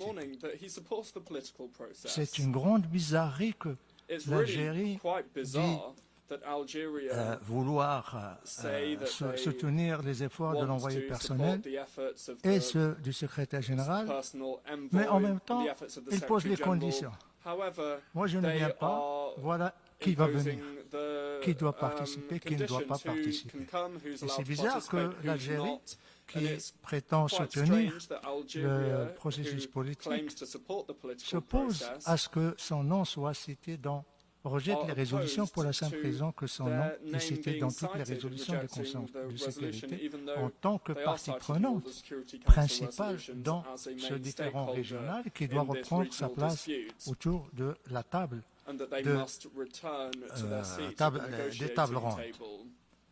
Nous espérons que lorsque M. le ministre des Affaires étrangères de l'Algérie rencontrera l'envoyé personnel cet après-midi, qu'il puisse lui dire enfin, ou bien lui annoncer une bonne nouvelle, l'Algérie reprend sa place autour de la table, conformément aux résolutions du Conseil de sécurité et conformément à la déclaration faite par ce même ministre ce matin du haut de cette tribune. Troisième contre-vérité, Monsieur le Président, Monsieur le ministre accuse le Maroc de falsifier des réalités immuables.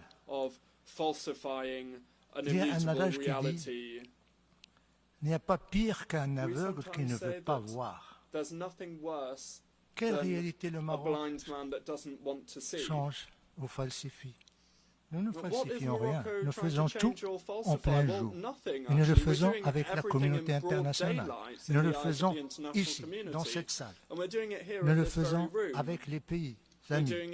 Et je voudrais dire à la délégation algérienne et à son Excellence le ministre des Affaires étrangères qu'il y a d'autres vérités que l'Algérie refuse de reconnaître, refuse de voir. C'est que 109 pays de la communauté internationale qui l'interpellent soutiennent l'initiative d'autonomie marocaine, dont 19 sont membres de l'Union européenne. Et non des moindres. La France, l'Espagne, l'Allemagne, Danemark, Slovénie, Finlande, rien que ces derniers mois. Bien plus, cette salle a résonné des voix des chefs d'État et de gouvernement qui ont exprimé leur soutien non seulement à l'initiative d'autonomie marocaine, mais à la souveraineté du Maroc sur son Sahara immuable. Troisième vérité que la délégation algérienne feint d'ignorer, c'est qu'il y a 29 consulats qui ont été ouverts au Sahara marocain. Le 30e est en cours, sera bientôt ouvert. Et il y en aura d'autres. J'espère que la délégation algérienne changera de lunettes pour pouvoir voir enfin la réalité, tout ce qui se passe au Sahara marocain. Autre réalité, le développement économique que l'Algérie ne veut pas voir au Sahara marocain. Les autoroutes, le pont le plus long en Afrique, le port le plus en eau profonde, le plus grand en Afrique. 4000 tracts traversent le Sahara chaque jour, et particulièrement au passage de Guelgarat. Les universités, les hôpitaux universitaires, les écoles d'excellence, les investissements étrangers, le solaire. Voilà les réalités que l'Algérie ne veut pas voir et nous espérons qu'il finira par se rendre à l'évidence qu'on ne peut pas cacher le soleil, particulièrement celui du Sahara. La dernière chose que je voudrais dire, Monsieur le Président, c'est une observation, une remarque. Monsieur le ministre des Affaires étrangères a parlé de menaces qui pèsent sur la région sahélo-saharienne. Menaces terroristes, menaces séparatistes, sous-développement. Je suis pour une fois d'accord avec lui. Je suis d'accord avec ce diagnostic. Mais Monsieur le ministre a oublié de nous dire le remède, plutôt de nous dire pourquoi, les causes.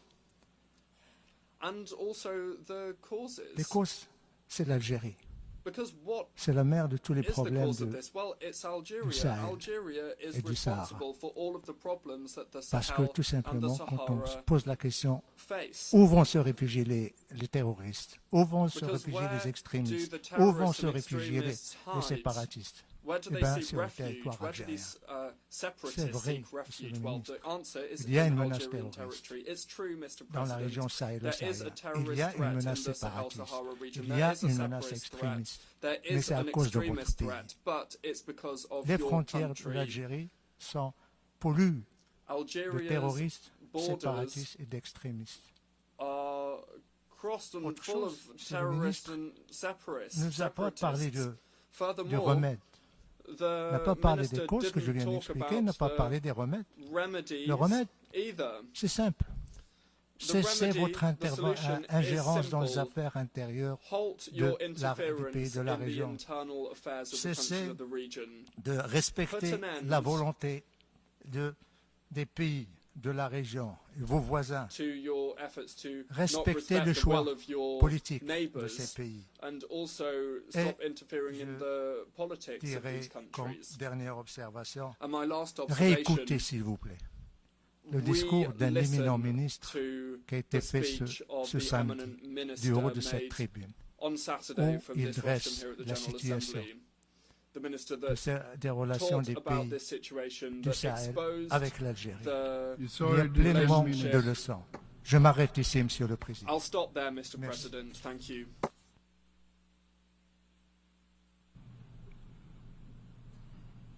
I call on the representative of the United Arab Emirates.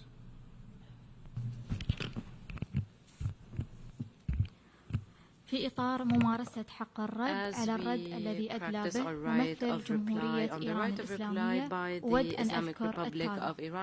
دولة الإمارات تعتبر أن الجزر الثلاث طنب الكبرى وطنب الصغرى وأبو موسى في الخليج العربي هي جزر تابعة لدولة الإمارات تحتلها إيران، وبالتالي فإن إيران قوة احتلال في هذه الجزر، وأي ادعاءات إيرانية بخلاف ذلك لن تغير هذا الواقع شيئا.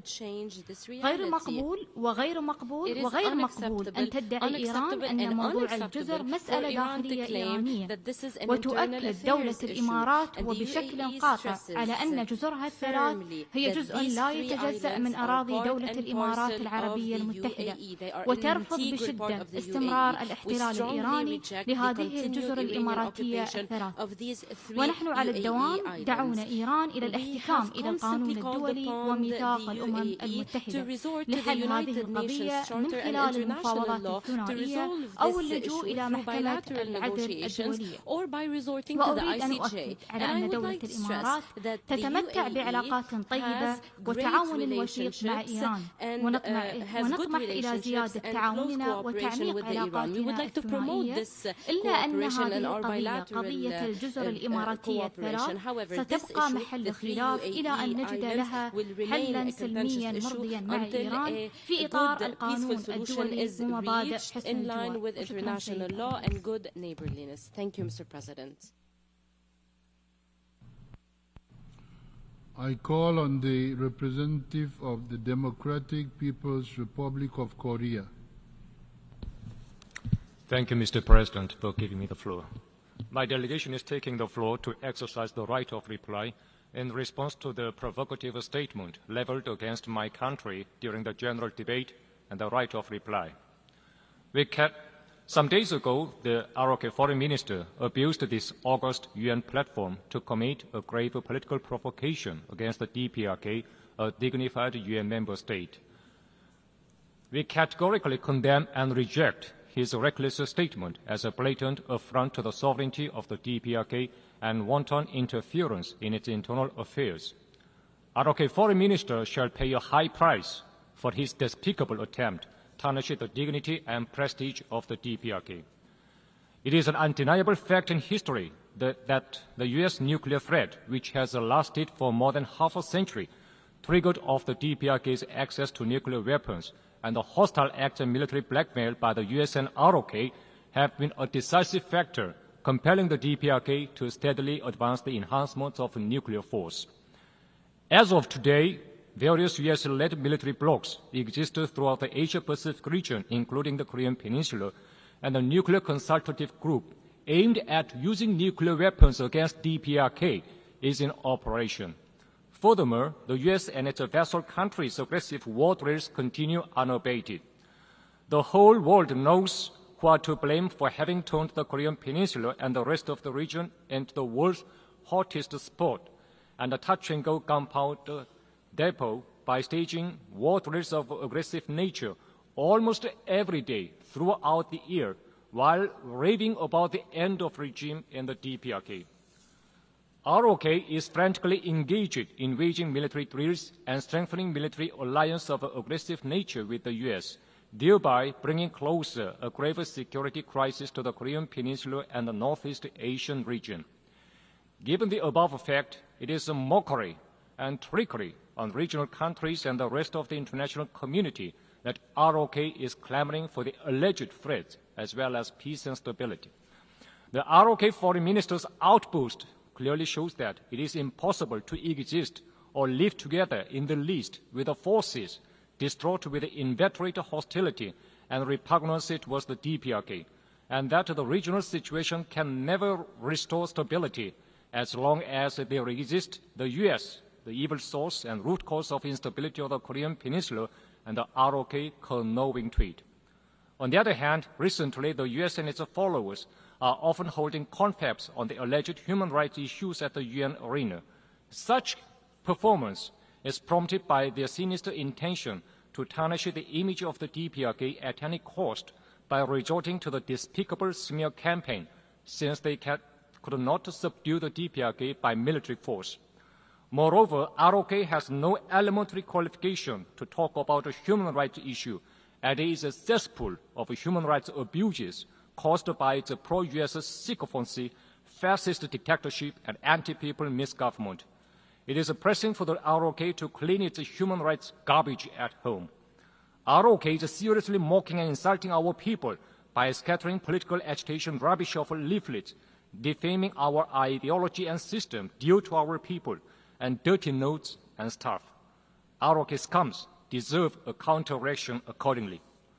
No matter how desperately the ROK may try to disguise itself as a victim by racking its brain and playing on words to turn black into white, no one will be fooled into believing it anymore. ROK, obsessed with the inveterate hostility towards the DPRK, is strongly urged to read carefully the UN Charter.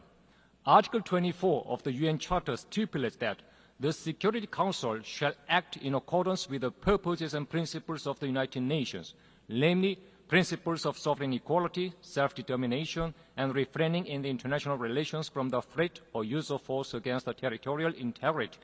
Accordingly, we have never acknowledged and will never do so the alleged Security Council resolutions which deny our rights, existence, and development and flagrant contravention of the UN Charter itself.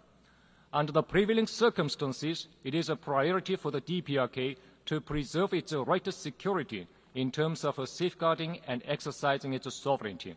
The DPRK will never connive at military hostile acts and strengthening of military blocs detrimental to the security environment of the Korean Peninsula and world and peace and stability. We remain firmly committed to fully safeguarding the sovereignty and security interests of the state and the regional peace through offensive and overwhelming counteractions. I thank you, Mr. President. I call on the representative of Algeria to take. Merci, Monsieur le Président. Thank you, Mr. President. Merci de me donner la possibilité d'exercer mon droit de réponse après les allégations faites par mon collègue marocain à la suite du discours de mon ministre ce matin devant vous. Et je voudrais rappeler que depuis l'indépendance de mon pays, l'Algérie, en 1962, c'est-à-dire il y a 62 ans, il ne s'est pas passé une seule Assemblée Générale des Nations Unies sans que mon pays ne revendique le droit inaliénable à l'autodétermination des peuples encore sous domination coloniale.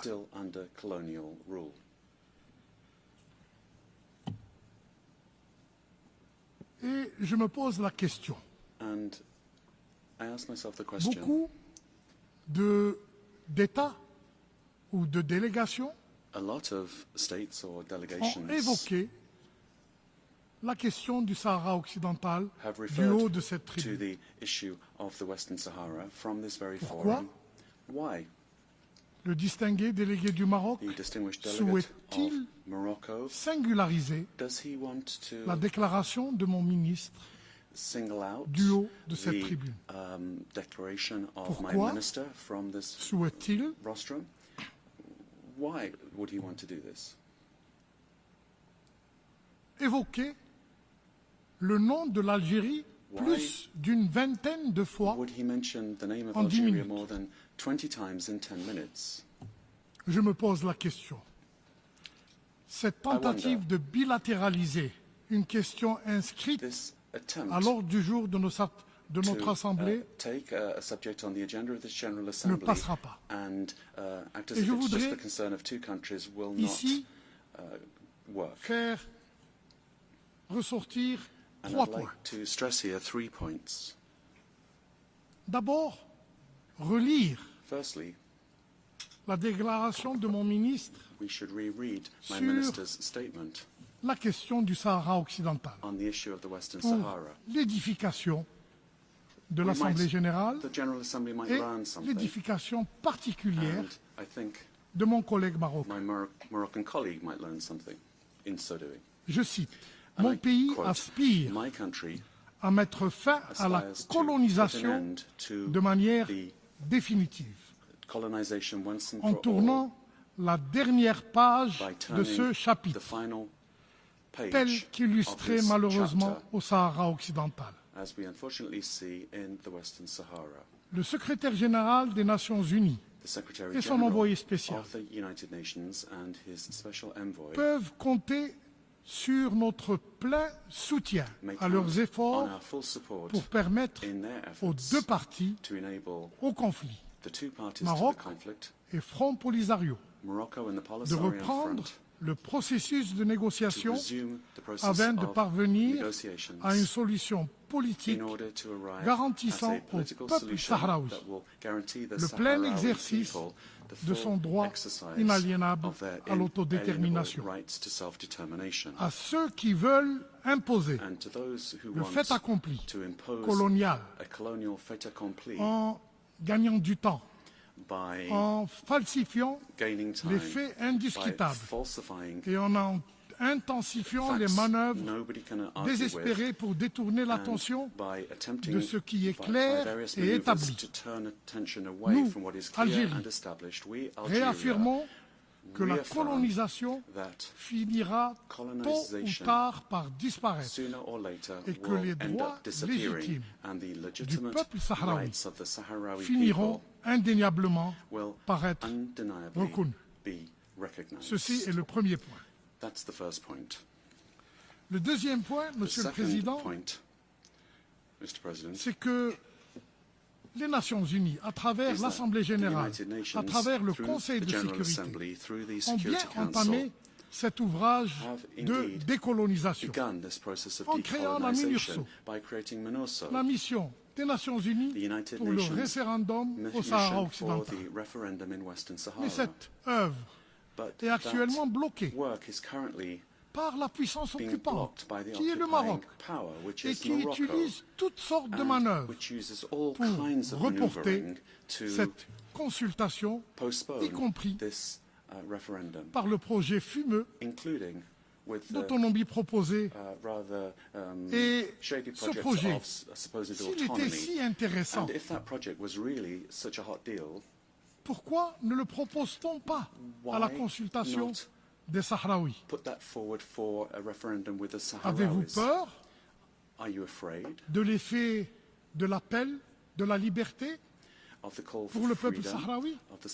L'Algérie, pour sa part, et tous ceux qui soutiennent le droit à l'autodétermination du peuple du Sahara occidental appellent à la consultation du peuple sahraoui. Troisièmement,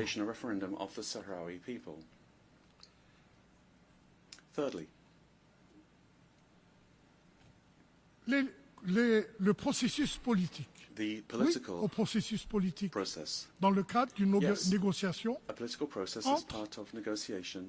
les représentants légitimes du peuple sahraoui et la puissance occupante, le Maroc. Et s'ils arrivent à un accord politique dans le cadre du droit inaliénable à l'autodétermination, l'Algérie ne pourra que s'en féliciter. Monsieur le Président, je ne voudrais pas prolonger cette session. I don't want to prolong Mais this je voudrais session, rappeler but I would like to recall que le droit du peuple du Sahara occidental the à right of the people l'autodétermination of Western Sahara est to solidement self-determination ancré dans le is, droit international solidly et dans les anchored in résolutions des Nations international Unies law and et du resolutions Conseil de of the sécurité. General Assembly and the Et mon Security pays, Council. l'Algérie, And my country, Algeria, forte de son héritage historique et de ses valeurs based on et our principes history fondamentaux, and values and our se fundamental tiendra principles, inébranlablement will aux côtés des peuples never opprimés, fail to stand des peuples alongside sous oppressed occupation coloniale, peoples à l'instar under colonial du peuple occupation, du Sahara occidental. which is the case of the people Et of c'est Western avec Sahara. cette détermination And it is with that inaltérable determination that will never et cette change, conviction profonde and this deep-seated que nous conviction poursuivrons pour notre part that we, for our part, notre will soutien indéfectible continue with our au peuple unfailing du Sahara support occidental for the people pour of qu'il Western Sahara, accède so that pleinement they are able to à son droit fully inaliénable access à their l'autodétermination. Je inalienable vous right remercie. to self-determination. I thank you. I now call on the representative of Morocco for a second intervention.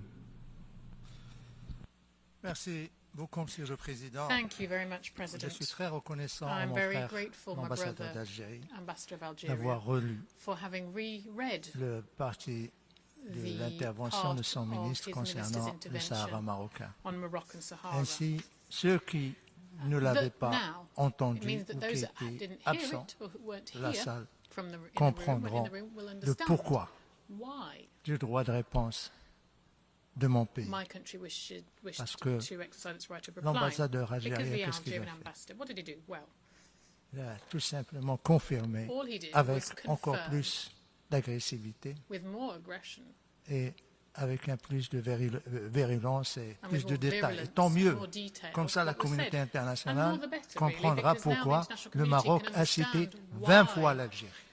Morocco referred to Pourquoi Algeria 20 20 times. fois l'Algérie? Why 20 Parce que times? tout simplement, Well, quite chaque simply, jour because que Dieu fait, every day that vous entraînez les séparatistes passes, you du drag in Polisario. the Chaque separators, jour you train the que Dieu a separators of fait the depuis Polisario un Front. demi-siècle, Every vous hébergez God-given day des for half a terroristes, century, you've been hosting terrorists. des milices. Militia. Chaque jour que Dieu a fait Every depuis day, un every demi-siècle, God-given day for half a century, vous les laissez traverser vos you frontières are pour letting them venir cross nous borders attaquer. to come and attack us. Des milliers de morts marocains Thousands of à Moroccans cause have de died vous, because of you, Monsieur l'ambassadeur, à Ambassador, cause de votre pays, because of your country. des souffrances. Il y a même Suffering has des been inflicted. étrangers qui ont And there été are tués. even foreign citizens who've been killed too.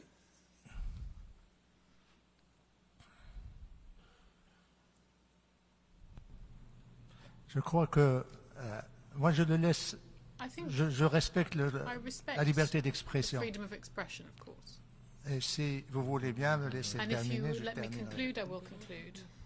Maintenant, vous comprenez Now pourquoi you understand il y a why le Maroc cite 20 fois Morocco l'Algérie. mentioned Algeria. À l'autre question, vous 20 avez posé times. une question, And Monsieur you asked a l'ambassadeur. question, Ambassador, Pourquoi also. Why on vous cite, vous, l'Algérie, et non pas les are autres we pays? mentioning the name Algeria Pas and les not autres other pays, countries? parce Well, que the nous other sommes dans countries, no une other countries, enceinte because we're in a de building droit. here where Une there is enceinte où chaque pays law est libre de in dire place, ce where qu'il each veut, country is de free to s'exprimer express themselves, comme il to veut, say what they tout want en to say. respectant All, l'autre. of Les course, réalités que respecting j'ai the citées others. The realities that ne I doivent referred to normalement pas vous blesser parce que should be I no give injury the floor to to you. Algeria. Point of order.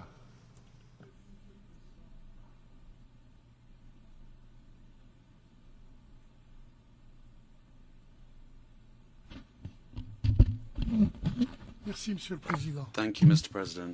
Désolé I'm sorry d'interrompre mon honorable, to interrupt l'honorable représentant du Maroc. the distinguished representative of En Morocco. tant que président, But as pourriez-vous lui President, demander could you please de ask s'adresser him à vous to address himself en tant que président de to cette you séance as et non President pas à moi? of this Je vous meeting remercie. and not to me? Thank you.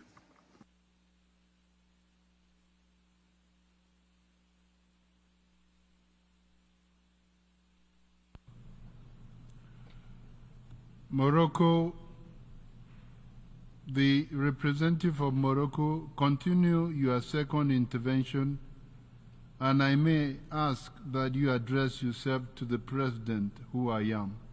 Thank you. Merci, Monsieur le Président. Je le ferai avec grand plaisir. Je n'ai fait que répondre à des injonctions qui ont été faites à l'égard de mon pays par mon frère algérien, mais du moment que ce sont, je ne veux pas qu'on s'adresse à lui, je m'adresse à l'Algérie. L'Algérie, pourquoi le Maroc s'adresse à l'Algérie, non pas aux autres délégations qui interviennent ici, qui abordent la question de l'autodétermination? Tout simplement, Monsieur le Président, parce que nous croyons au principe de la liberté d'expression. Nous sommes ici dans une enceinte de droit international. Chacun est libre de dire ce qu'il veut. Voilà. Mais pourquoi nous adressons à l'Algérie? Parce que c'est l'Algérie la mère de tous nos problèmes. Parce que c'est l'Algérie qui a créé le Polisario. Parce que c'est l'Algérie qui finance le Polisario. Parce que c'est l'Algérie qui paye le Polisario. Parce que c'est avec des passeports algériens que les séparatistes de Polisario voyagent à travers le monde. C'est pratiquement, c'est en Algérie qu'il y a les camps. C'est les Algériens avec le Polisario qui détournent l'assistance humanitaire. C'est pour ça qu'on s'adresse à l'Algérie. Les autres pays ne financent pas. Les autres pays ne donnent pas de passeport. Les autres pays, nous respectons, nous ne sommes pas d'accord avec eux, mais nous respectons leur position. Nous essayons de dialoguer avec eux. Et d'ailleurs, des dizaines et des dizaines de pays ont retiré leur reconnaissance, ont retiré leur soutien au Polisario, ont fermé leurs ambassades que l'Algérie paye allègrement. Pour le processus politique, Monsieur le Président, il est malheureux que mon frère algérien, j'espère qu'il me laisse m'appeler comme mon frère algérien, falsifie en quelque sorte la réalité. Le processus politique est au point mort parce que l'Algérie, tout simplement, comme je l'ai dit, rejette les résolutions, ne veut pas tout le temps recevoir le moyen personnel, et quand il le reçoit, il lui dit à la condition que ça soit confidentiel, que ça ne soit pas communiqué, qu'il ne veut pas retourner autour de la table de dialogue, de négociation. En ce qui concerne... I request that the representative of Morocco wraps up. He's read the 5 minutes. Let him conclude. OK. Je m'arrête là, Monsieur le Président. I'll stop there, President.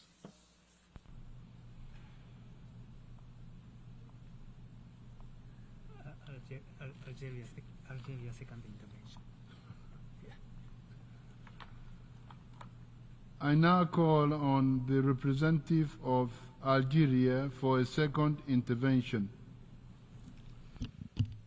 Merci, Monsieur le Président. Thank you, Mr. President. Je serai bref. I'll be brief. J'ai 2 questions à poser. I've got 2 questions to put. À mon frère, to my brother, l'ambassadeur du Maroc. The ambassador of Morocco. La première question, c'est the first question, si ce territoire du Sahara occidental is if this territory of the est Western Sahara de manière si immuable is so unchangeably propriété du Maroc. Property of Morocco. Pourquoi la Cour internationale de justice Why did the International Court of Justice ne le reconnaît pas? Not recognize it? Et pourquoi le Maroc And why a accepté de le dépecer, de le partager Morocco accepted to, avec la République voisine de Mauritanie? Neighboring Republic of Je pose la question. Pourquoi partage-t-on ce qui est à soi? Ça, c'est la première question. That's the first question. La deuxième question, the second question, c'est pourquoi a-t-on peur de la démocratie?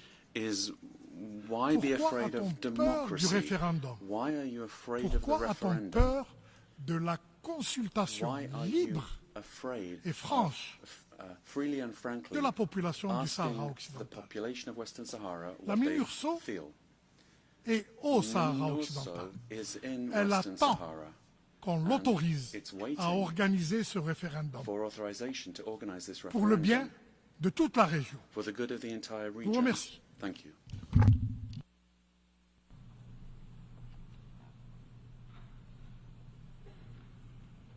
May I take it that it is the wish of the Assembly to conclude its consideration of Ethiopia second intervention. Ethiopia second.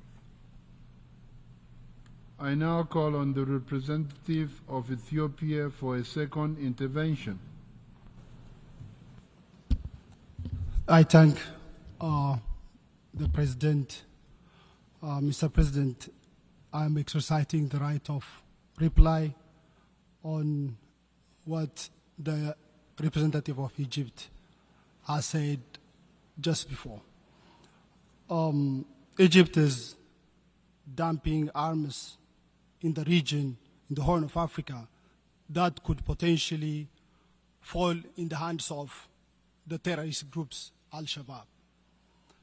Still, Egypt is trying to stick to colonial policy of monopolizing the waters of the Nile River. Ethiopia is known for respecting international principles, particularly equitable and reasonable use of its own natural resource. I thank you, Mr. President. I now call on the representative of Ethiopia for a second intervention. I'm sorry, of Egypt. I now call on the representative of Egypt for a second intervention. I'm sorry. سيادة الرئيس Mr. President, مجددا مداخلة أثيوبيا تثبت ما قلناه سابقا عن نهجها. هل التعامل مع الحكومة الصومالية أصبح دعما للحركات الإرهابية؟ نعلم جيدا من يقوم بتصدير الأسلحة ومن يدعم الجماعات الإرهابية ومن يعمل على زعزعة الاستقرار في منطقة القرن الأفريقي. أثيوبيا هي من تعمل على ذلك. إننا لم نستمع أبدا من وفد أثيوبيا لأي مثال واضح يدعم ادعاءاته. تنتهج أثيوبيا سياسة إخفاء الحقائق وصرف النظر عن القضايا الحقيقية. القضية الحقيقية هنا سيادة الرئيس هي احترام القانون الدولي المتعلق بالمجاري المائية العابرة للحدود. مصر دائما ما تلتزم باحترام القانون الدولي وتعمل على ذلك. أثيوبيا من خلال سياساتها ترغب في وضع حق النقد دائما على نهر النيل، وهي من حولت نهر النيل إلى قضية خلافية. تؤكد مصر مجددا احتفاظها بحق المكفول لها وفق ميثاق الأمم المتحدة لاتخاذ كافة التدابير اللازمة للدفاع عن مصالحها وبقاء الشعب المصري. شكرا سيادة الرئيس.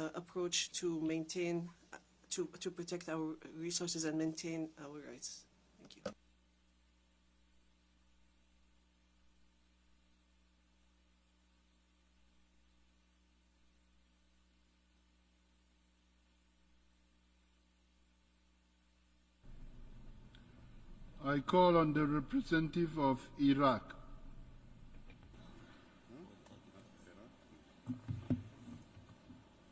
شكرا جزيلا السيد الرئيس على إدارتكم ومهنيتكم العالية في إدارة جلسات الجمعية العامة. كذلك نثمن مواقف الأمين العام للأمم المتحدة والدول الأعضاء التي أحب عن استنكارها الشديد للأعمال العدوانية التي ارتكبتها قوات الاحتلال الإسرائيلي واستهدافها للمنشآت المدنية and those states who have rejected the Israeli actions and attacks on civilian infrastructure and violated the sovereignty of member states. Flagrant violation of international law and international humanitarian law. We denounce these criminal acts committed by the Israeli occupying forces, and we also reject what we have heard from the Prime Minister of this occupation force. and the accusations made against countries in the region. And to all members of the United Nations, we call upon the United Nations and its various bodies to act quickly in order to put an end to these acts of Israeli aggression and to protect the region from the results of this aggression. Indeed, the inability of the Security Council to put an end to this aggression has encouraged the occupation forces to continue their attacks on Palestinian territory. The conflict has now spread to Lebanon as well as other countries in the region. These ongoing acts of aggression and barbarous crimes of the Israeli occupying force, particularly the attacks against Mr. Nasrallah, حرب إقليمية شاملة تؤدي إلى زعزعة الأمن والاستقرار الإقليمي والدولي. وشكرا جزيلا سيد الرئيس. The region and which will also have an effect on international peace and security. Thank you, Mr. President. May I take it that it is the wish of the Assembly to conclude its consideration of Agenda Item 8? It is so decided. This meeting is adjourned.